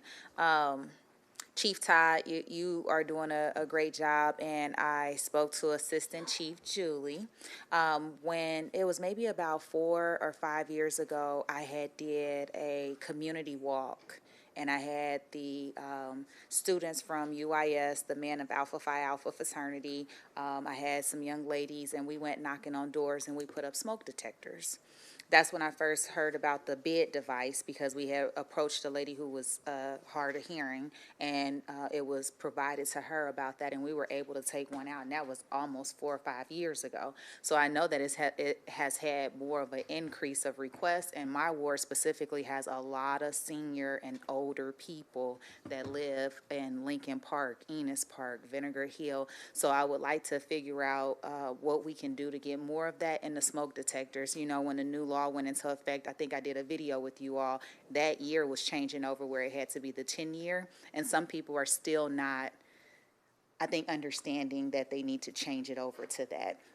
So more education in the community about that, and if we can go out a little bit more and ask for some more money for that, I would be definitely wanting to champion that. That was the first thing I wanted to recognize. I had that on my mind anyways when you all came up. And then the second thing, Alderman Hanauer took the words right out of my mouth, but we're such in a pinch right now. One of my employees, her uncle was the individual who drowned in the lake. So training is so important. When you don't think that you need to have those areas addressed, is very important when you also are connected to someone who's losing a loved one for that sort of reason. And it's very near and dear to my heart. I say something to the Springfield Police Department. I've said something to Doug Brown about the lake when we have, I think it's that blue barge or something. Those people, they're drunk and out of control, don't know how to drive it, be pulling other people's anchors out there, and then people can drown as well, and you all are the ones coming out to rescue them. I take it so serious. So I really, really commend the training that you have to do ongoing, and that you put it out into the community. So I'm definitely for that, but I know there's some areas. Do you know about how much it will cost for the Safety City Summer Camp program? Like all of these, the snapshot, are these all areas that's in the works? Like, I know 2 of them are, but are all of them in the work, or is this a little bit of your future forecast? The Safety City? The camp? It's planned for this summer, yes. About how much does that cost? We're hoping most of it will be donated. Okay, but if not, what do you have in the budget if it's not donated? I know you have to have something in Should be there. very minimal cost. Treats, some arts and crafts. Oh, okay. I mean, it's, So very little. we already have the building, Okay. yeah. Just wanting to figure out where we can be a little tight through most of the departments. Alderman Rockford brought up a good point. I think we're holding out on the garage for Public Works and may not have a lot of the funds to do that. And that's something that's a true need. So every department has something that has to be done. But I said it last year, and Miss Ramona, she was very nice to me. She said she didn't have a crystal ball to predict the future, and we, it feels like we're broke. When we're doing this at 90%, it's giving a little wiggle room, but then if you do it at 100%, we're really not there. So if there's anything that can be shaved just to be a little bit tighter and maybe have it over a certain time frame, not kicking the can down the road. I think you just said we had a truck that you just got from 6 years. We'll get it hopefully end of May, early June, But how many years you been waiting for it? 6 years. Oh, that's what I thought. I heard you say that number. That's a long time, but did you pay for that like up front, and this is, you're like still now waiting It's for already it? been paid for. Yeah, that's a problem. I agree. That's a problem, and I don't know how we fix it. There's actually been congressional hearings on why that's taking place. And then I just heard you say too, that it was good that we ordered these trucks because we were at 6, but then in the future, it would have been at 15 if we didn't do it. The cost is more than doubled over. Yeah, you said the- about the last- 15. Yeah. Yeah, so it's just very hard right now when we're looking at these numbers to understand them, and I try not to ask too many hard questions. I speak to you all on a regular to find out information and have meetings, but I think sometimes for the public, they need to hear some of these things that's going on. So again, if you can just bring us some updates of some of the initiatives and things that's going on throughout the year, that'll help us too as well. Definitely. And it's Thank- not lost on us, the amount of these rigs. I mean, that is why I think we took a real conscious effort to flatten out the rest of our budget as well as we could to show that this is a priority for us. We know that this is an ask. We know that you can make whatever decisions you all want to make. But we have a responsibility to bring this forward and show you what we need and know that we have a plan. This isn't just, let's On just the fly. buy a couple rigs. There is a plan in place, so you all can make the decisions you need to make, but I have a responsibility to show you where my needs are. Thank you, and thank you for prioritizing being the rose between the thorn with the 2 ladies up here too. Last year, I remember it being a whole table of men, and As long as I I'm the said, rose and not the thorn, I'll take it. That happened. I would've maybe said that backwards. no, but congratulations again, Assistant Chief Julie, and it's really good to see women sitting up here too. I remember last year I asked and you all laughed at me and said, well, it's your favorite. She's up next to take the test. So I'm glad to see that, and thank you, Mayor, too, for the appointment with her. Thank you, Chair. Thank you, Alderwoman. Alderman Cox. Thank you, Chair. Just a few questions. First of all, thank you guys for everything you do. Please pass that on to all of the firefighters and anybody that works in the offices, what have you. Somewhat of a thankless job, in a risky one at that, right?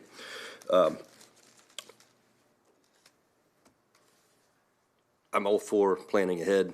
What are we looking at? And there's no wrong answer. I'm just trying to kind of wrap my mind around this. FY '28, you want 2 new rigs. What are we looking at? 27, you want 2 rigs, right? What are we looking at 28, 29, 30, just so we aren't shocked next year? So the plan I put together a few years ago is basically a replacement plan where 1 year we'll buy 2 engines, the next year we'll buy 2 engines, the third year we'll buy a truck. Okay. And then that repeats. Okay. And in doing so, to get to the industry standards, like I said, we are almost to 2050 before we get the rigs that we have within those standards. That is a 10-year frontline rig and a 15-year spare apparatus. Gotcha. Okay. Well, thank you. That's interesting. Well,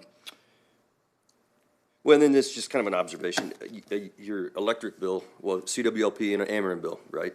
You budgeted 300 last year, it's 350 this year. It's like 16% or 14%. The year before that, it only went up 20 grand, less than 10% at the time. So, the fire department's in a very unique situation because you have 17 facilities. The Springfield Police Department has, I don't know, half a dozen or so, but they're not open 24/7. They're not housing people, bathing people, what have you, running exhaust fans constantly. You know, I think those rigs, some of those rigs run 24/7, don't they, so that they can just leave, right? Well, no, they're shut down when they're in the bay, but Well, they've got like hoses and things that that's exhaust, for the right? exhaust. Yeah, but I mean, you guys are running a lot of power, and you're gonna be stuck with these just inflationary costs that not every other department's gonna see, so, I feel for you. We'll trim the fat wherever we can, obviously, but we're gonna make sure you guys stay safe. And speaking of that, with this weather getting so cold, little PSA here, I guess. Folks, please blow your candles out at night. I don't know, you guys know the things that they need to do, but, be really careful. It's gonna be really, really, really cold, and people are gonna try to get real creative on how to stay warm. So, I wish all of you guys and your crews the best on that, because I know there'll be some extra calls over the next few days, so. Definitely see a spike when we get these this extreme cold weather. Thank you, Chair.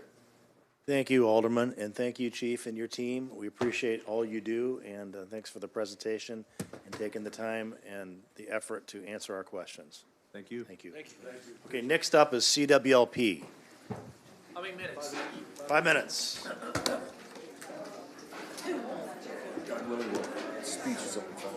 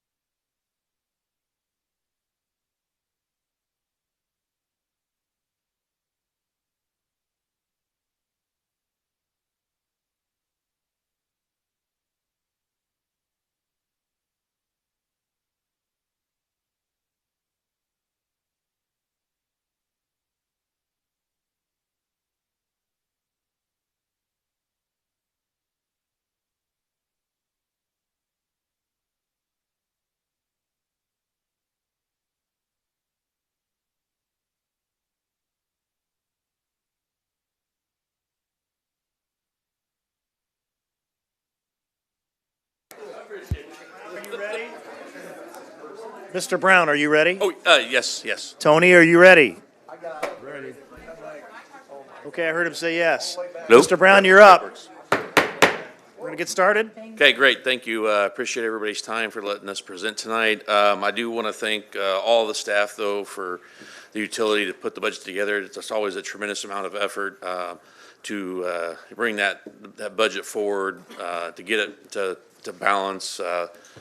Everybody's always has a wish list, and we have to always cut to get to the balanced thing. So kudos to them to get that done.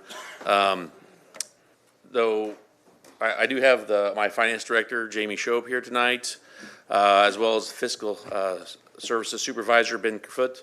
I'm going to do some highlights first, and then I'll turn over to Scott Rogers, the electric division manager, and Todd LaFountain, the water division manager, to do their respective budgets, I should say. I also have Deborah Williams, Director of Regulatory Affairs, and Amber Sabin, Director of Customer and Media Relations as well. And then I'll go as far as Mike Gorsick is the Assistant Electric Division Manager, and then other staff as well. So here is just a quick overview of the utility and the 5 divisions that we have. I won't go over that in detail.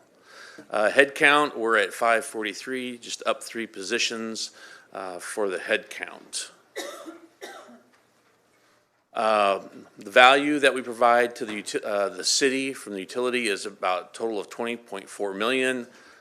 Some key ones: pilot for electric fund is at $10.6 million. Water is $652,000.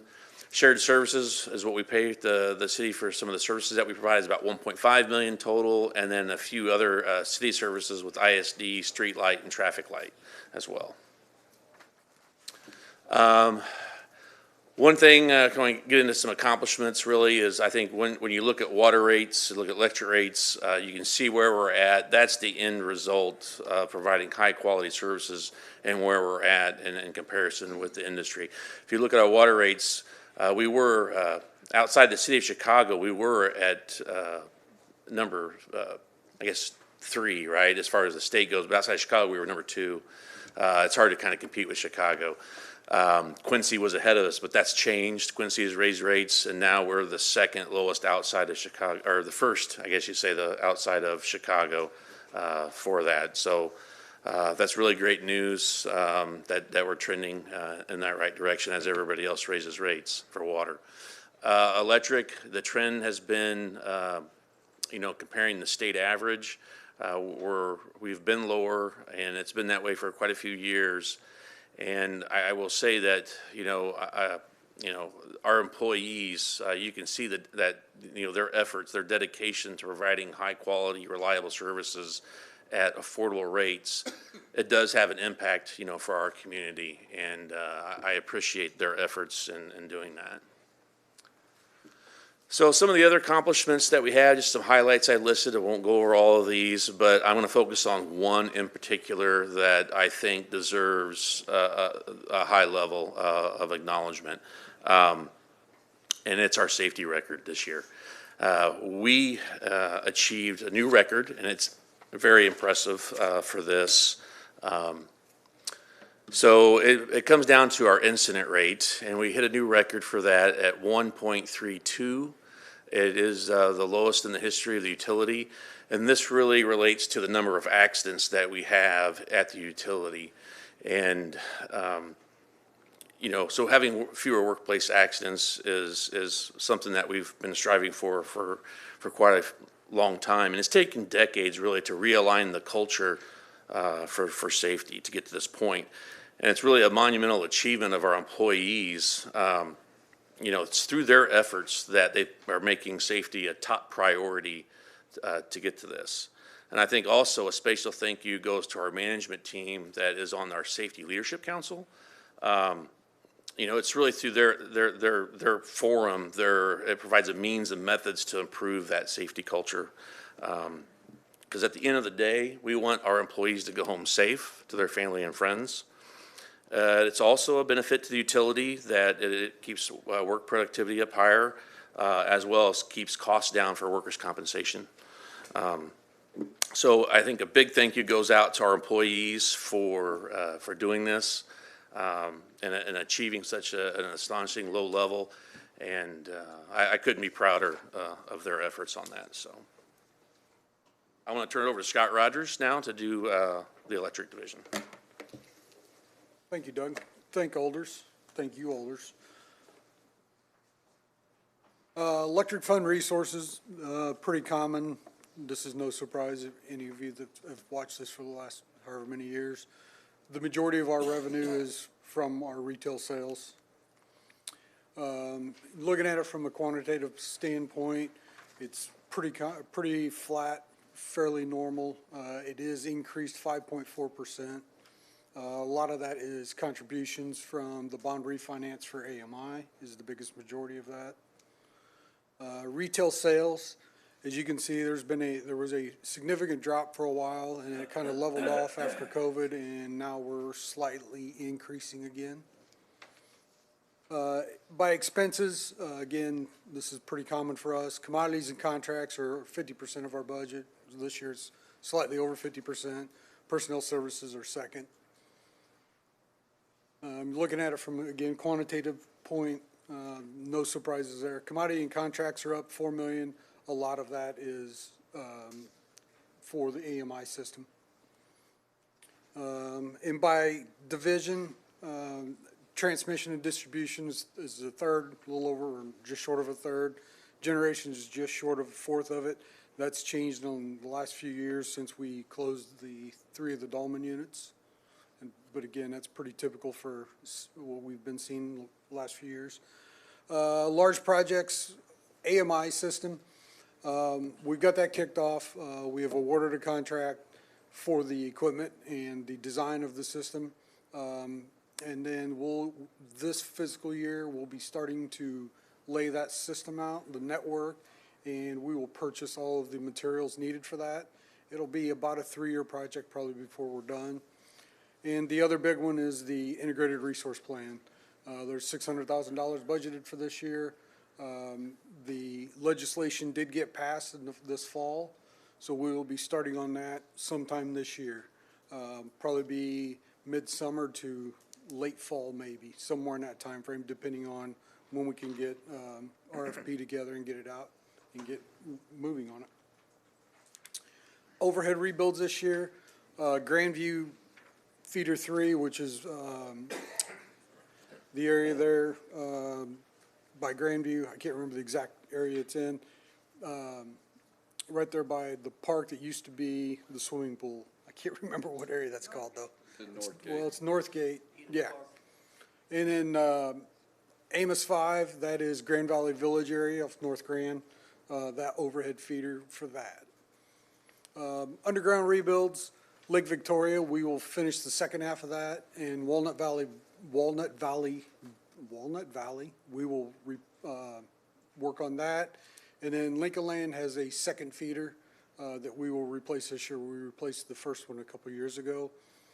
Transmission lines, transmission system, rebuilding the 69 kV transmission line 12 from factory sub to factory pull tab.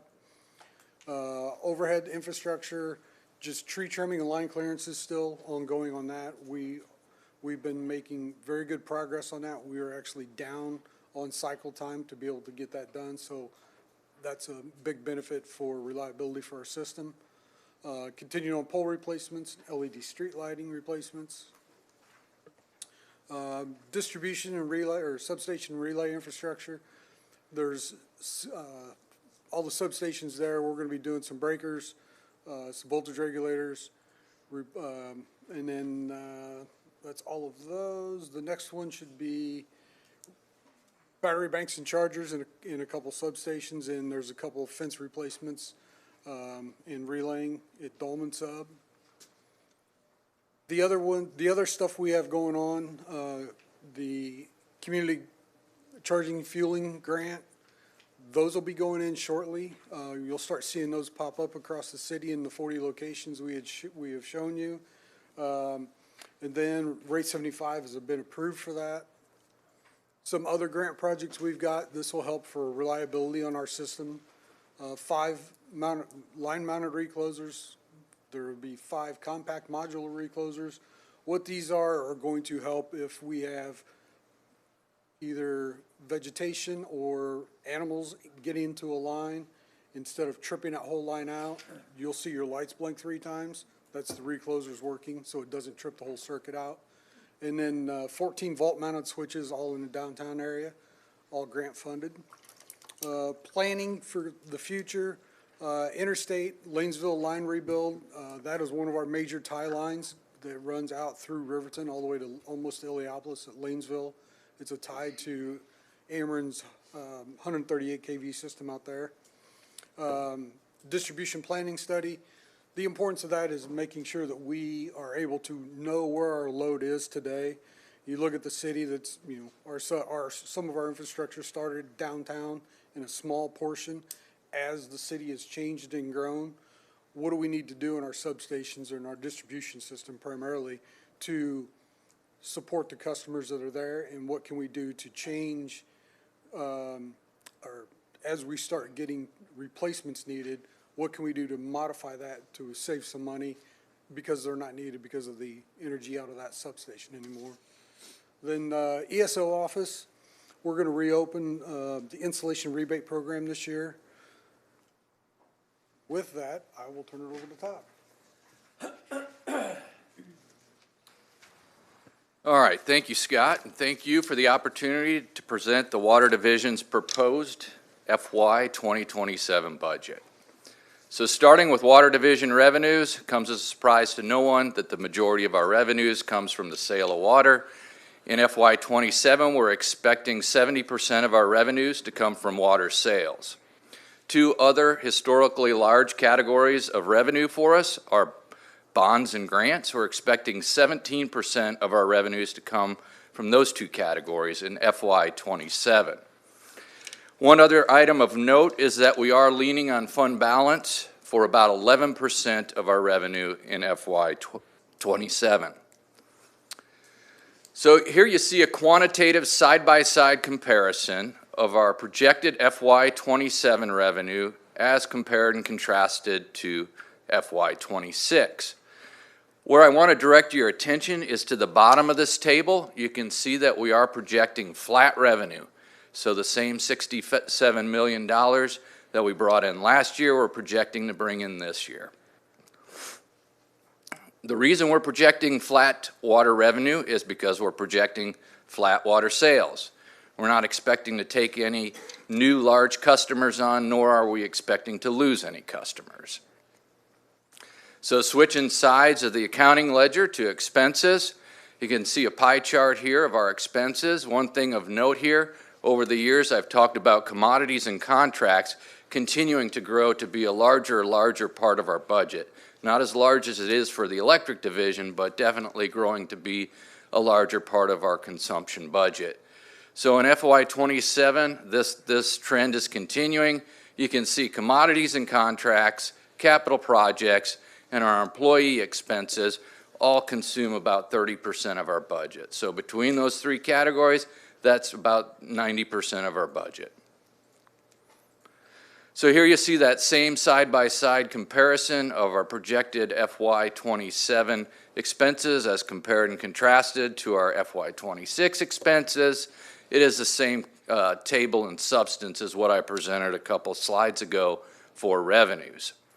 If we break down our expenses by functional work location, you can see that our water distribution office is our largest expense locale. This is primarily due to 2 reasons. The first is we have our highest head count at that location, and the second is it shows our revitalized effort to replace deteriorated water mains and lead service lines. What are some of the major accomplishments that we did here in FY 26, this last fiscal year? Well, the first one I want to bring to everybody's attention is that I'm proud and happy to report that the CWLP's Water Enterprise Fund is in a financially stable condition currently. We've paid all our non-capitalized liabilities. We're contributing our fair share to the utilities expenses as well as to the corporate fund, and our cash position is solid. So that is a very different message than what I was able to report to this council 2 short years ago. Some other major projects we undertook: we replaced the water plant controls.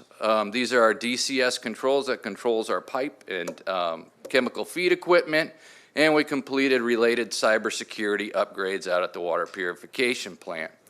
We are about 3/4 of the way through with our 1952 pump replacement at the South Fork Pump Station. We expect to wrap that project up here in the first quarter of FY27. So we added a new crew at water distribution, so this is a 4-person crew. Those individuals are kind of getting their footing, and we expect to dedicate that crew solely to lead service lines in FY27. We participated in the Lake Roadway Overlay Program out at Lake Services.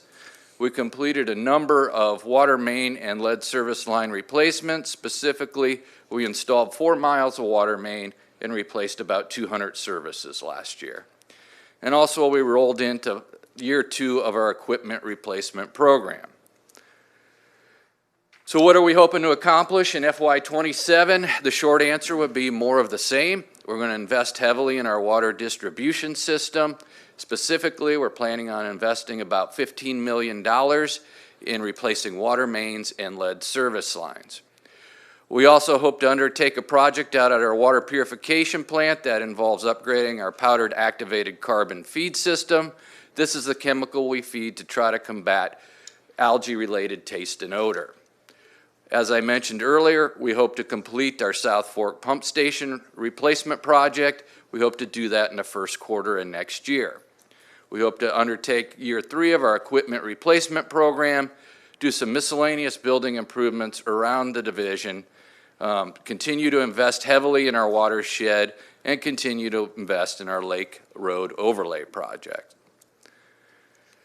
So no water division discussion, at least in current day, would be complete without a lengthy discussion on lead. So I've got about 4 slides for you on lead and lead service line replacement.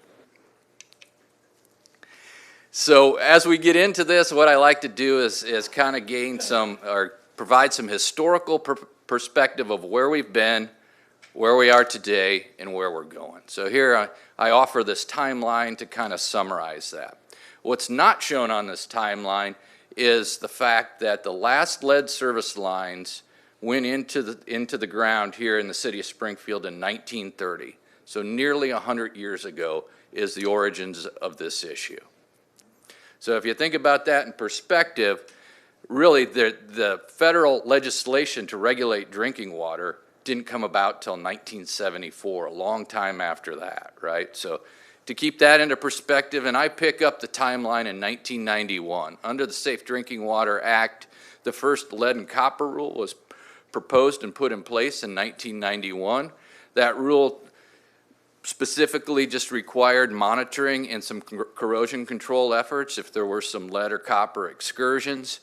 We here at CWLP, due to our favorable sampling history, were put on reduced monitoring, and that's where we stayed for about 20 years post that 1991 rule.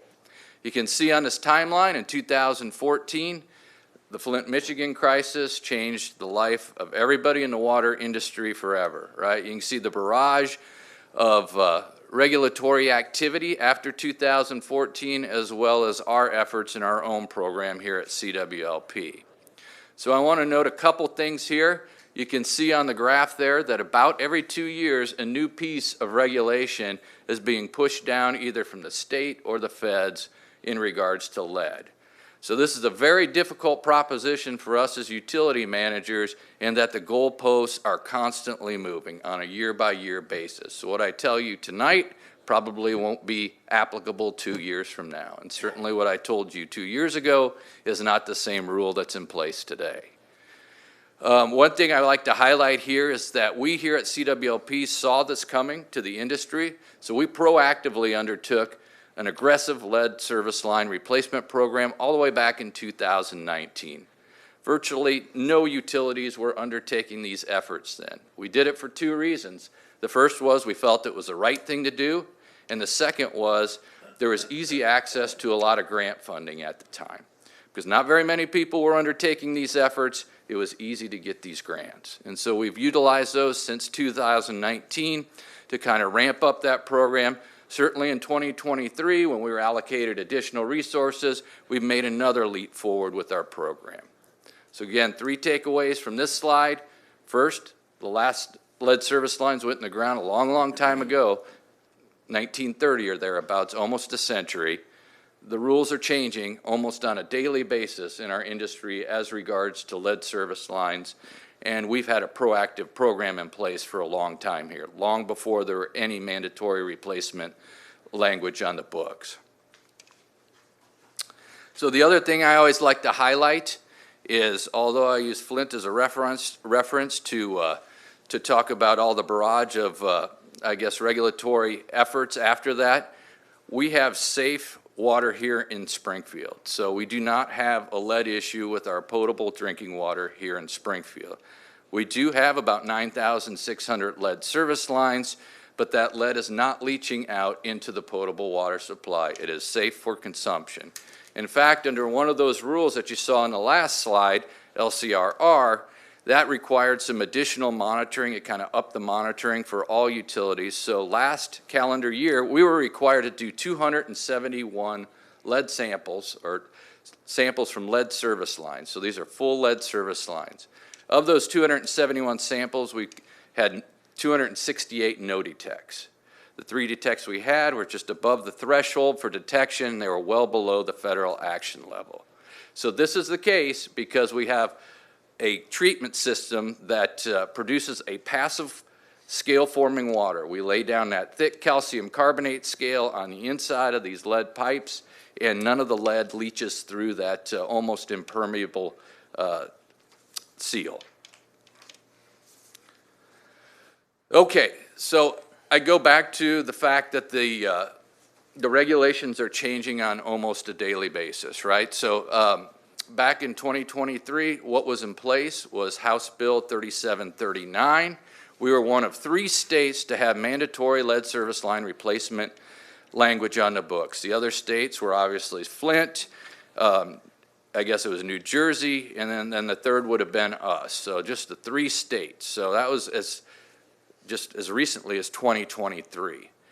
Under that rule required us to replace 5% of our lead service lines starting in April of 2027. So we had been ramping up to try to match that requirement for quite some time.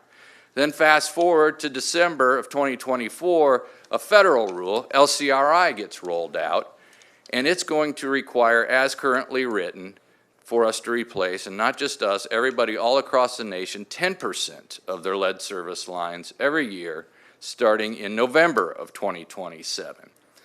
So subsequent to that rule being put in place, AWWA, that's the American Water Works Association, it's the leading industry advocation, organization. It has challenged that rule with a lawsuit, with a federal lawsuit. You can kind of see the timeline there. Final briefs are due April 17th of this year. And then we've got oral arguments after that. It's hard to tell where that lands, but certainly when we have the results of that litigation effort, either in the first quarter of next fiscal year or the second quarter of next fiscal year, we need to have another conversation as to what our lead service program is going to look like long term. So what does our lead service line program look like currently? Well, it consists of 3 primary components, and those are shown here on this slide. We have an inventory verification component, we have planned and engineered replacements, and emergency replacements. So starting with our inventory program, This is our program where we determine how many lead service lines we're going to have to replace. So when we started this effort as required by law in 2023, we started it with a review of our paper records, trying to minimize or trying to really determine out of our 52,000 service lines, how many were known or potential lead service lines. So that initial paper review came back with about 15,000 service lines were known or potential lead service lines, right?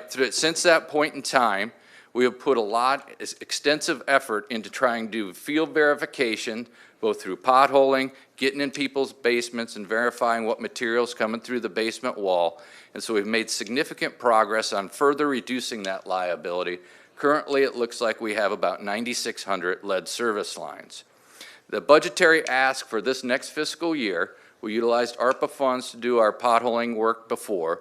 That money has been all allocated and used.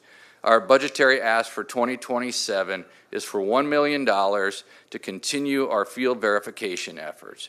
We feel like if we continue the approach we're taking today, we think that by the time the mandatory replacement language rolls into effect, that we'll have fewer than 8,000 lead service lines in our records.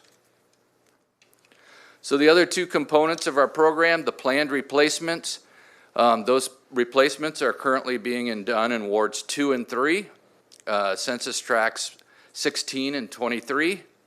That's about a $5 million effort. The way it's being financed is we're utilizing water revenue funds, general water revenue funds for the public side, and we're utilizing an IEPA SRF grant or loan with principal forgiveness for the customer side. Our other component of our lead service line program is emergency replacements. These are emergency replacements that are required due to failure of city infrastructure, so on the public side of the service line. Currently, we're doing about 75 of those a year, and those are scattered all throughout the city, so they are not geographically isolated to one specific area. Currently, the way we're approaching that is we're funding the public side with general water revenue funds and the private side with ARPA funds. The ARPA funds are set to expire, or we're set to use all those up by about May of this year. And so the ask here, the budgetary ask, is to be able to allocate $500,000 worth of general water revenue funds to replace the private side of these lead service lines when that requirement, when we're put into that requirement by failure of the public infrastructure. Just real quickly, a couple other things is that in terms of grant funding, obviously we've received as much grant funding as anybody because we started our program very early. We continue to pursue that. I mentioned the SRF money we're using out in wards 2 and 3. We are in the process, and we're completing a funding nomination as recently as today to try to get another grant in place next fall. So we're pursuing that money. We think that there's 2 more pots of money that will be distributed through the state due to the bill money that was passed years ago. And after that, at least as far as we know, and we have our finger on the pulse pretty close of what's going on, that is the end of the grant funding for lead service line, either on a federal or state level right now. That's not to say in the next 2 years, some more might not become available, but that's as far as we know on the books, that's the end of it. So with that, I'll let Doug wrap up our presentation. Yeah, I just kind of want to just touch on some ISD projects. I mean, they do a lot of work for all the city departments, and there's too many to kind of go over. But again, one of the big ones was something actually we're wrapping up right now, our enterprise business software for the entire city, the ERP system. That upgrade's been going on for a year now, and we go live on Monday. So it's been a Herculean effort really for our staff, and they're almost worn out. They've worked a lot of time on this, a lot of hard effort. It's not an easy task to do this kind of a project, but we'll be in the cloud, and the future will be a lot easier for them going forward after this heavy lift. So kudos to them. I think you know, I definitely appreciate all their hard work for that. One of the other things though is network infrastructure upgrades, and then server upgrades, okay? So we're trying to increase the bandwidth, we're trying to increase reliability of what we've got. Some of our servers are just, you know, they should have probably been replaced already. So it's time to start investing some money in some of that. So I appreciate that, and the work that ISD does for everyone. That concludes the presentation. I do want to thank the mayor, the city council for your continued support, you know, and helping CBOP, you know, drive to provide, you know, reliable, high-quality services to our customers. So, thank you. Thank you, Mr. Brown. Up first is The Rock, Alderman Rockford. Thank you, Chair. Thank you, Doug, everybody, staff. Question, Scott, you'd mentioned Walnut Valley, some upgrades out to Walnut Valley. And Doug, I had spoke to you about the calls I get about power outages out there, and you said there was gonna be an upgrade. Is this part of that, or? Yeah. Okay, because I don't know, you was gonna, you know, talk to somebody over at Grove Street, and I forget, I think Sean maybe? Who's Sean? Yes, so anyways, but that's part of the Correct. grade to maybe cut down on some outages? Yes. Okay. That is the plan. That feeder runs from Amos Sub, which is not far from Amos Street, obviously. But that overhead line will be rebuilt, and then, I don't know how many outages are actually in the subdivision in that area. But we always track them also. And so then it's on a priority. Every year, we start looking at it in spring, fall time. Okay.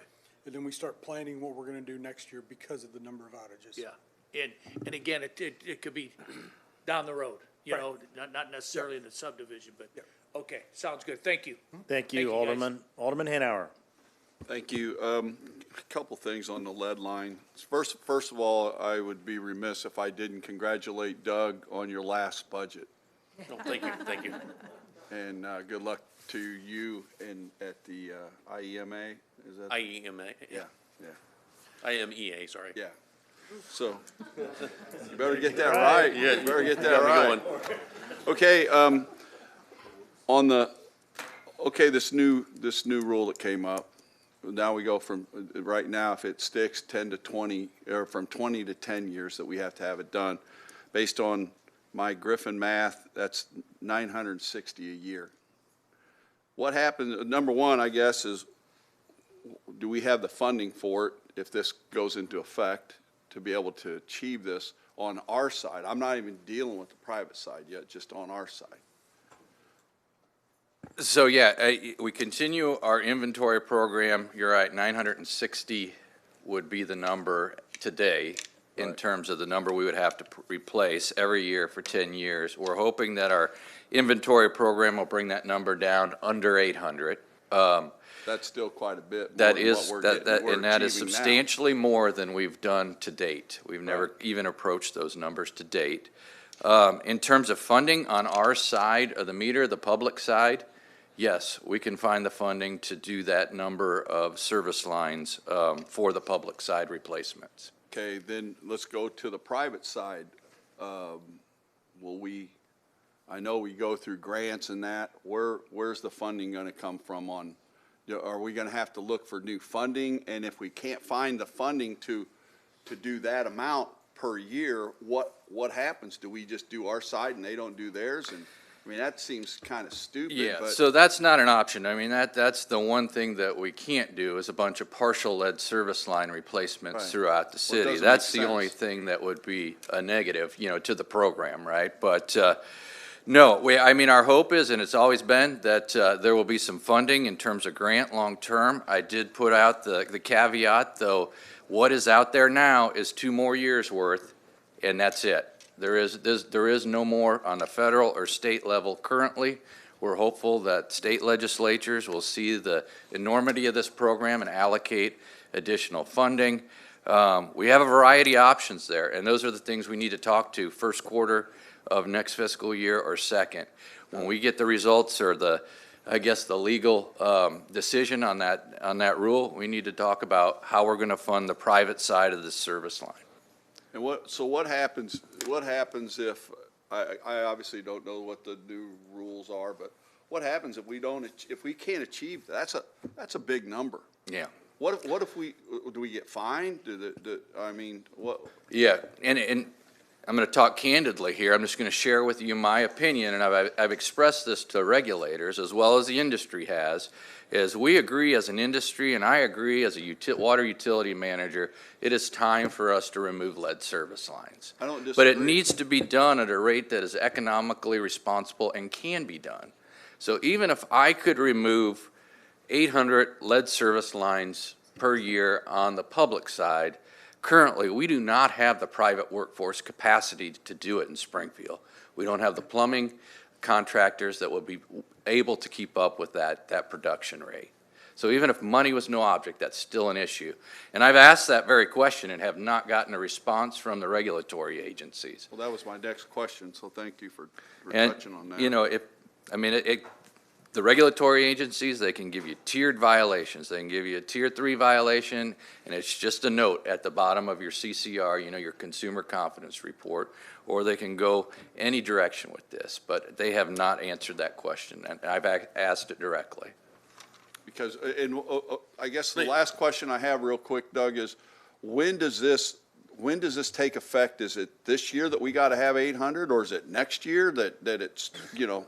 No, it's 2027. Okay. So the state rule would take effect in April of 2027, but the 10% rule would take effect in November of 2027. So we still have a little time, but certainly this next fiscal year, we need to get serious about talking about what we're really going to do here if this rule is upheld by the courts. And this is a state, or is it a federal rule? LCRI is a federal rule.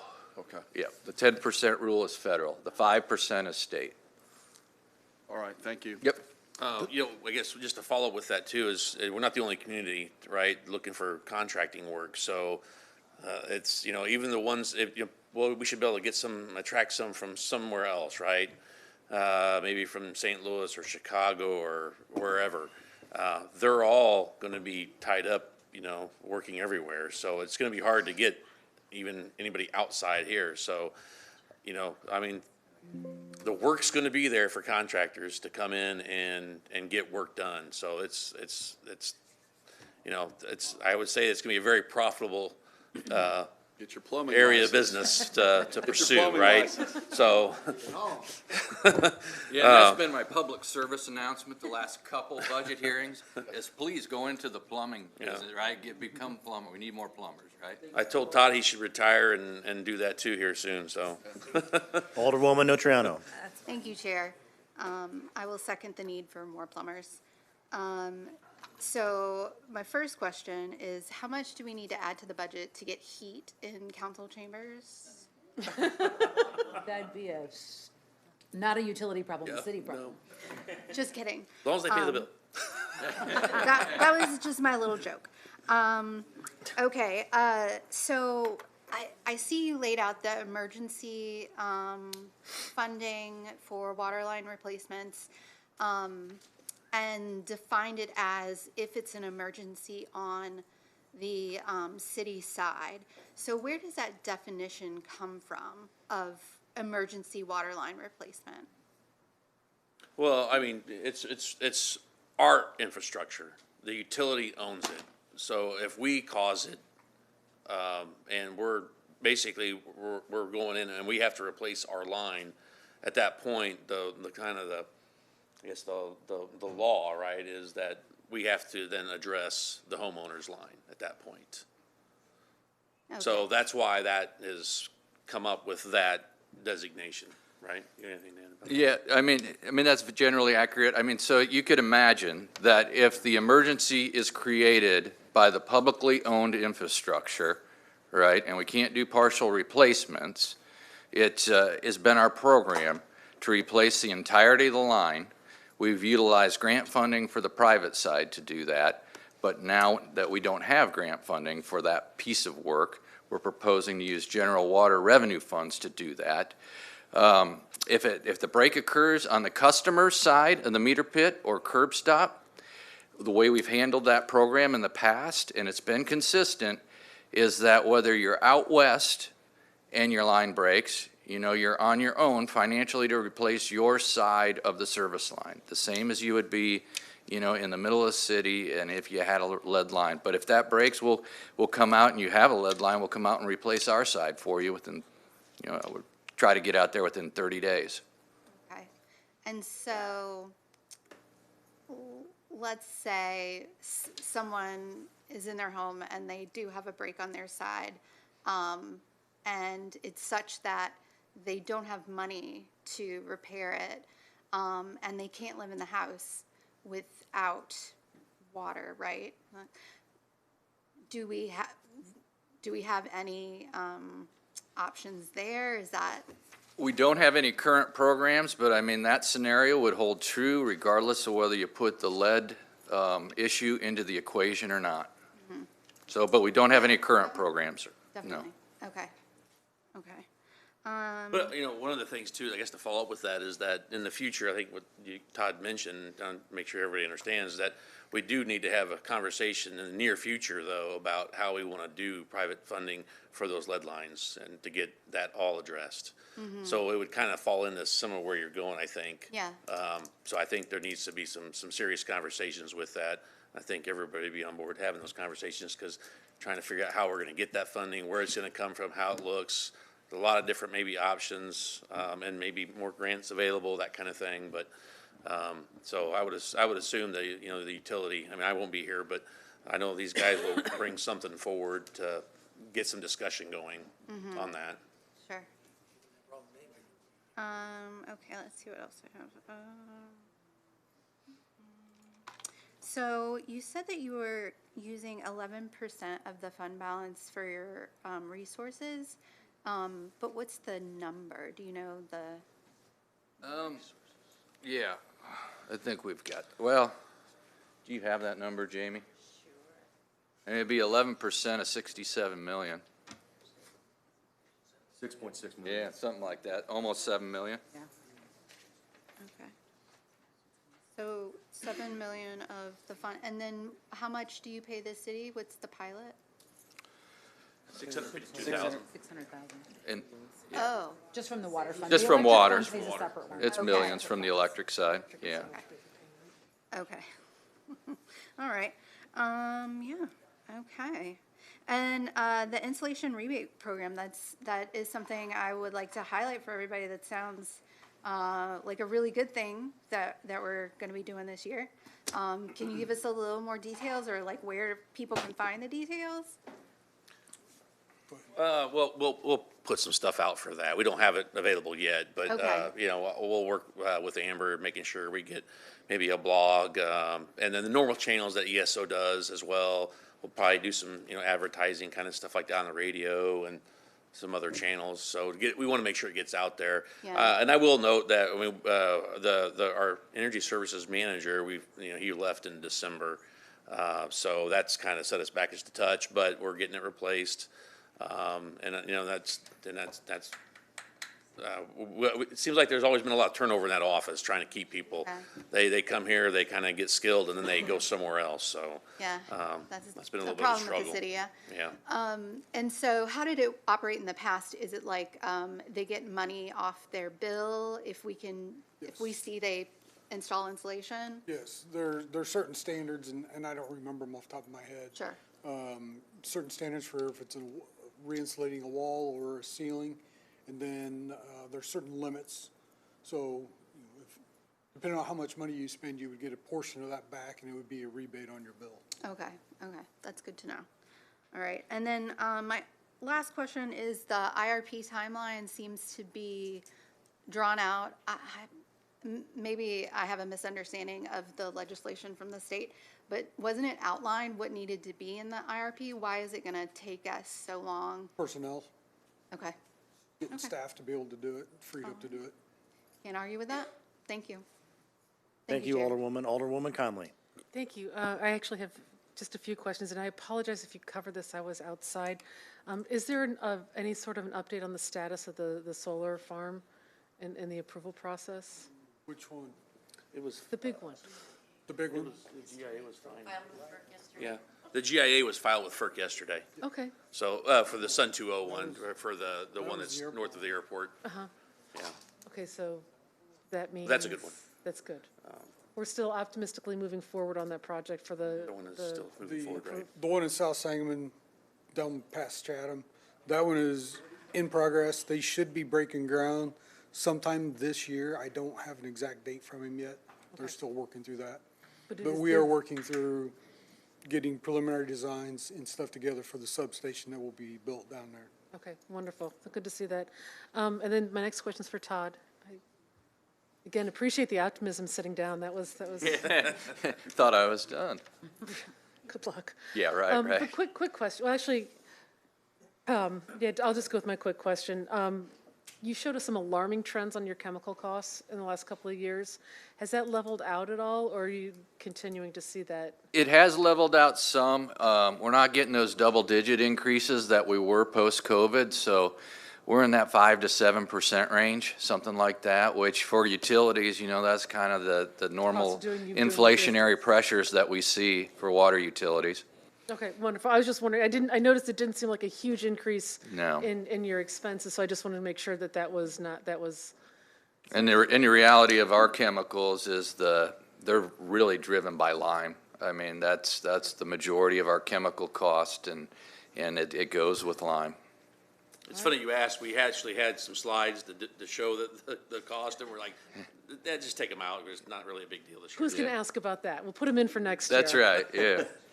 Doug's allowed one mistake on his final budget, so that'll be it. Thank you. Yeah, there you go. Thanks, Chair. Thank you, Alderwoman. Alderman Gregory. No, just real quick, hello, everyone. Thank y'all. Miss Amber, thank you for all your information that you sent out. Doug, I appreciate you. Well, first, let me tell you too, thank you, appreciate y'all. But Doug, I appreciate you just for being a cool dude, for real, for real. And that's it. Thank you, appreciate it. That's it.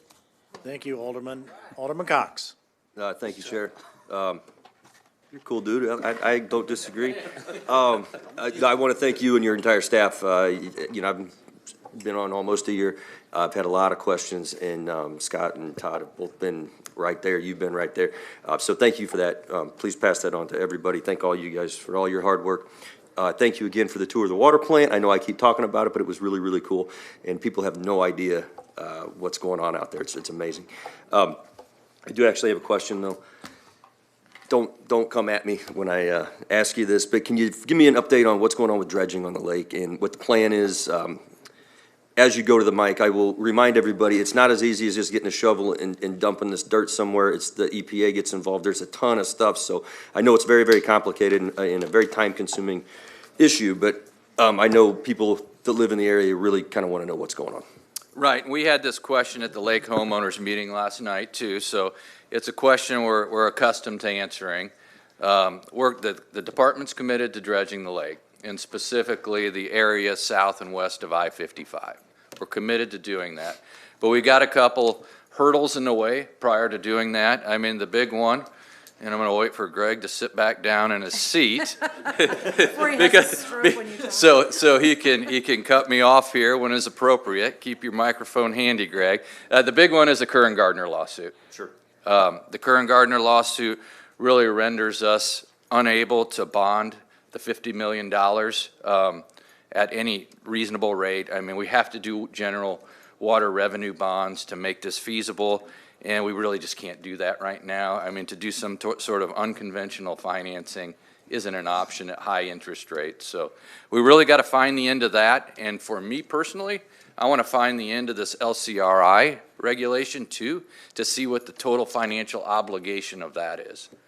But the Curran Gardner lawsuit, I guess, and again, stop me when you need to, Greg, but but we got a couple motions, summary motions to dismiss out there, and then if that doesn't prove to work, we'll be going to trial in November. Summary judgment, not motion. Yeah. He's ready to cut him off. Motion for summary judgment. Yes, motion for summary judgment, yes. Very good. What the lawyer said. Okay. Does that do it? No, that answers that part. And then, has there ever been discussion, and you don't have to go into any detail necessarily, but on the city buying our own dredging equipment to just use on a? We did look into. But again, I know the EPA and stuff gets super Yeah. involved, so I didn't know if there was like a way we could buy stuff to just maintain certain areas or Yeah. anything like that. I mean, we have looked into it historically. We did look into it in 2023. We've discussed it with other area utilities. The success rate or the production that utilities generally get by undertaking that operation isn't very good. I mean, your really efficient dredgers, they're traveling the country with this high production equipment, and they run shifts around the clock and stuff. In our municipal setup, in our staff and everything else, it really isn't a good fit. I mean, it's something we can look at again potentially, but our historical research has shown it's really not a great fit for a municipal government. Yeah, fair enough. All right, Yep. thank you. That's all I have, Chair. Thank you very much. Thank you. Alderman Williams. Thank you. Director, so show me how, teach me how this works. So we're looking for money with the lead issue, the lead lines. And my constituents are Ward 3, and then the city of Springfield, and they're also Sangamon County. They're Sangamon County board members' districts are the same people, the same homes, the same lead lines. So I'm trying to figure out, is there money we can get from our county to help out? Or what role will they play in this lead line replacement? Even though the majority is city addresses, there are, in my ward in particular, several county residences that are up in there. So if you do the lines and they go all the way up to the homes, I'm just trying to understand a little more, or is there anything we can get out the county to help out with the funding of these programs? The ones that we provide water to. Yeah, it's the ones we provide water to outside that the are city county, right? Yeah, so you're saying if they're in the county, but they are your customer, yes, but if they're not your customer, no, pretty much. I'm not sure I followed the question, but in general terms, the areas that have lead service lines were homes that were constructed prior to 1930, which is by and large corporate Springfield, right? So city limits of Springfield. Okay. So there's probably not very many that fit into that category, but I'm not going to say there's none because I haven't really looked into it. I don't know of any county funding sources for lead service line replacement. I can say that definitively. Okay. So And I can tell you that the only, yeah, They're our customer, though. yeah, I mean we right.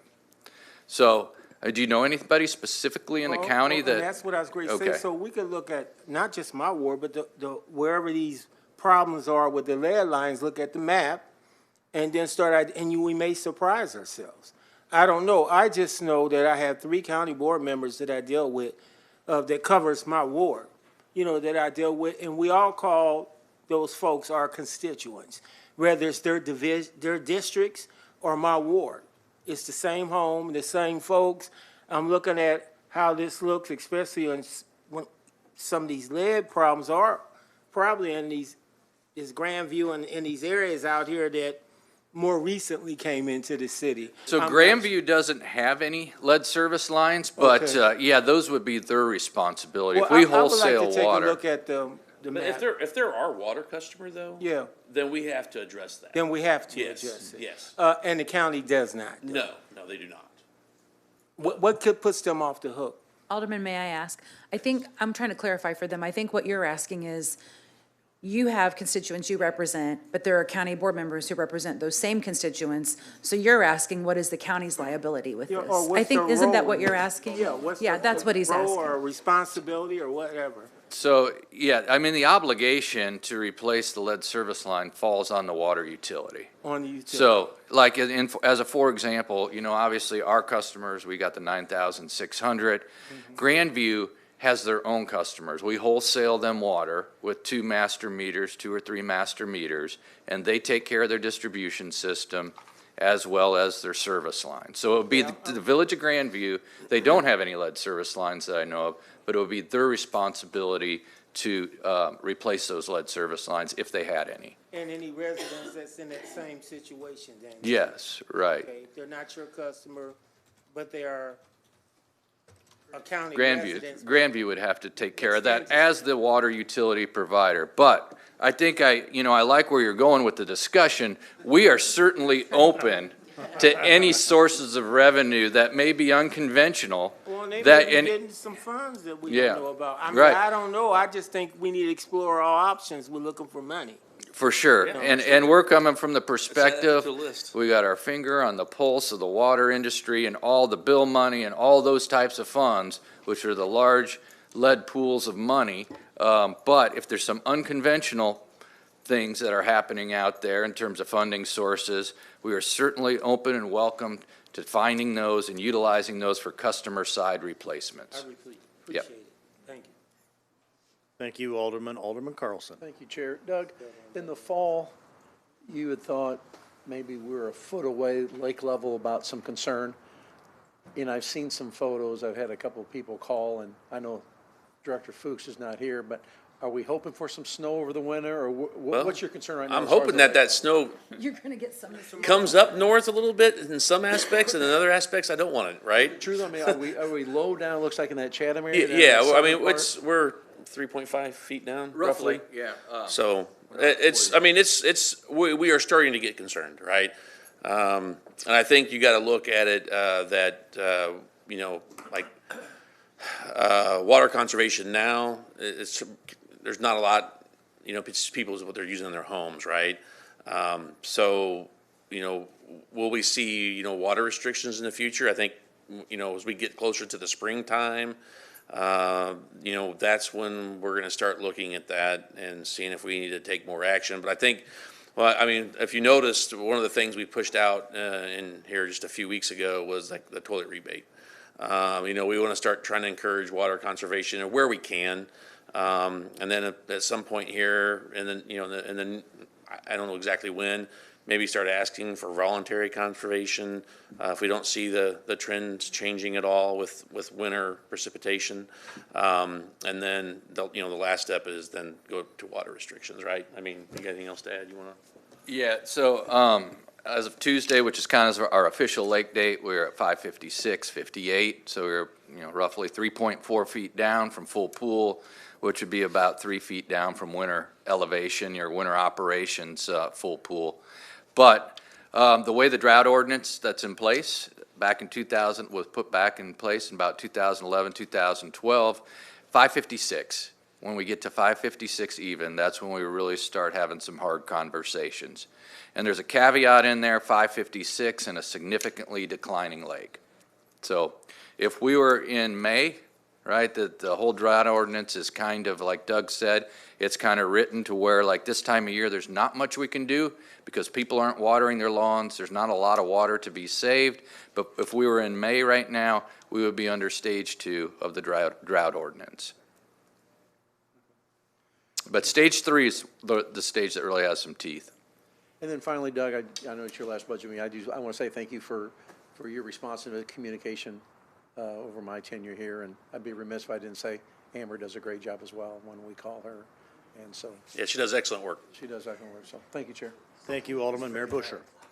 I just wanted to take the opportunity to thank Doug for his years of service and the opportunity I've had to work with you both as treasurer and mayor.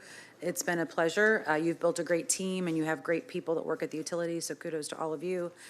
Your new employer is getting someone who I can say as a mayor that we don't always see eye to eye, but we can have disagreements and then we land on a conclusion. And I really respect that from you, and your new employer should really be glad about that. So thank you. Yeah. Thank you. It's been a pleasure working with you. All of you. Thank you, Mayor. And Doug, again, I can't say it enough, but I'll just say it this way. I know we're going to see you in the next few weeks, but we wish you all the best in your next venture. Thanks for your public service and your time that you've spent. I know your heart and soul's been in it. Your family's had to put up with a lot. You've had to put up with us. And gentlemen and ladies, nice job this evening. Thank you very much. Thank you. Doug, can we talk about lake? Hold on a second. No. Hold on a second. We're not done. Public comment, guys. No. That concludes the presentations by the department. Per the Illinois Open Meetings Act, we have citizens that have request to speak before this budget workshop / city council. Madam Clerk? Brandon Derman.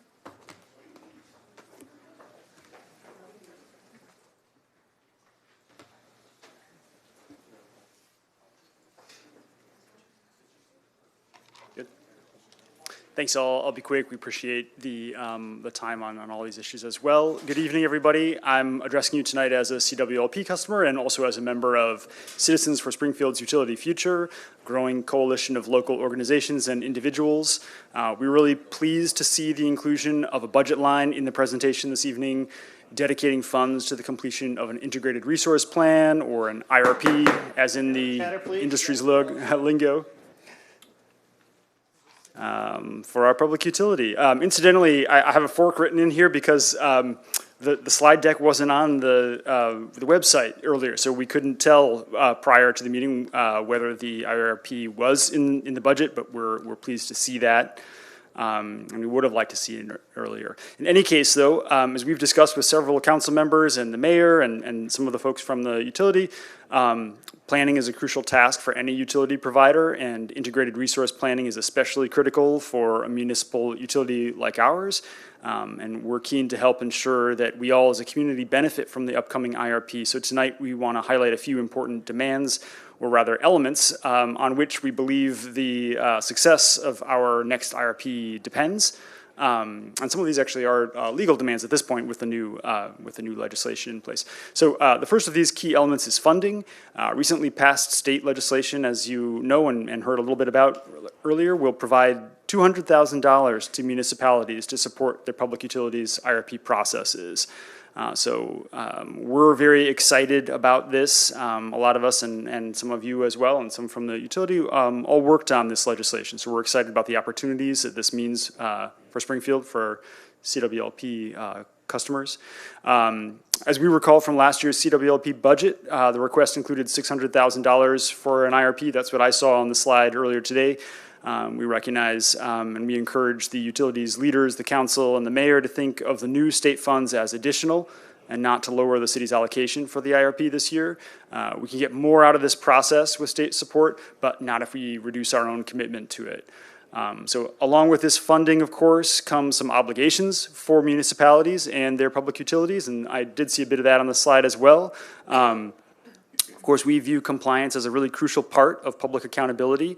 And I will say just, and come back to, as Springfield and CWLP, we really have an opportunity to be a state leader in this process. We're really poised there, and it would be great for us to jump in with both feet here. The new legislation dictates that municipally owned utilities complete an IRP by 2027, as you saw on the slide. And so we really need, we feel, to get that process underway as quickly as possible. It is a real process. The new legislation also mandates, as we understand it, that the scenarios examined in our new IRP conform to the targets for energy transition that are outlined in the already existing Clean Energy Jobs Act, or CEJA, right? So, and finally, as we've mentioned in this chamber and in conversation with several of you before, we're also expecting robust public involvement in this upcoming IRP process, and by that we mean exceeding the level of public involvement included in the previous 2018 IRP. Happily, the additional support we have from the state to make this IRP should be able to help us make this IRP a meaningful process and enable all of those goals. So with these timelines, the resources, the requirements, and ample optimism in mind, we're requesting, and we'd really like to see as soon as possible, a more detailed update on the IRP plan, the plan for the plan, as you if you will.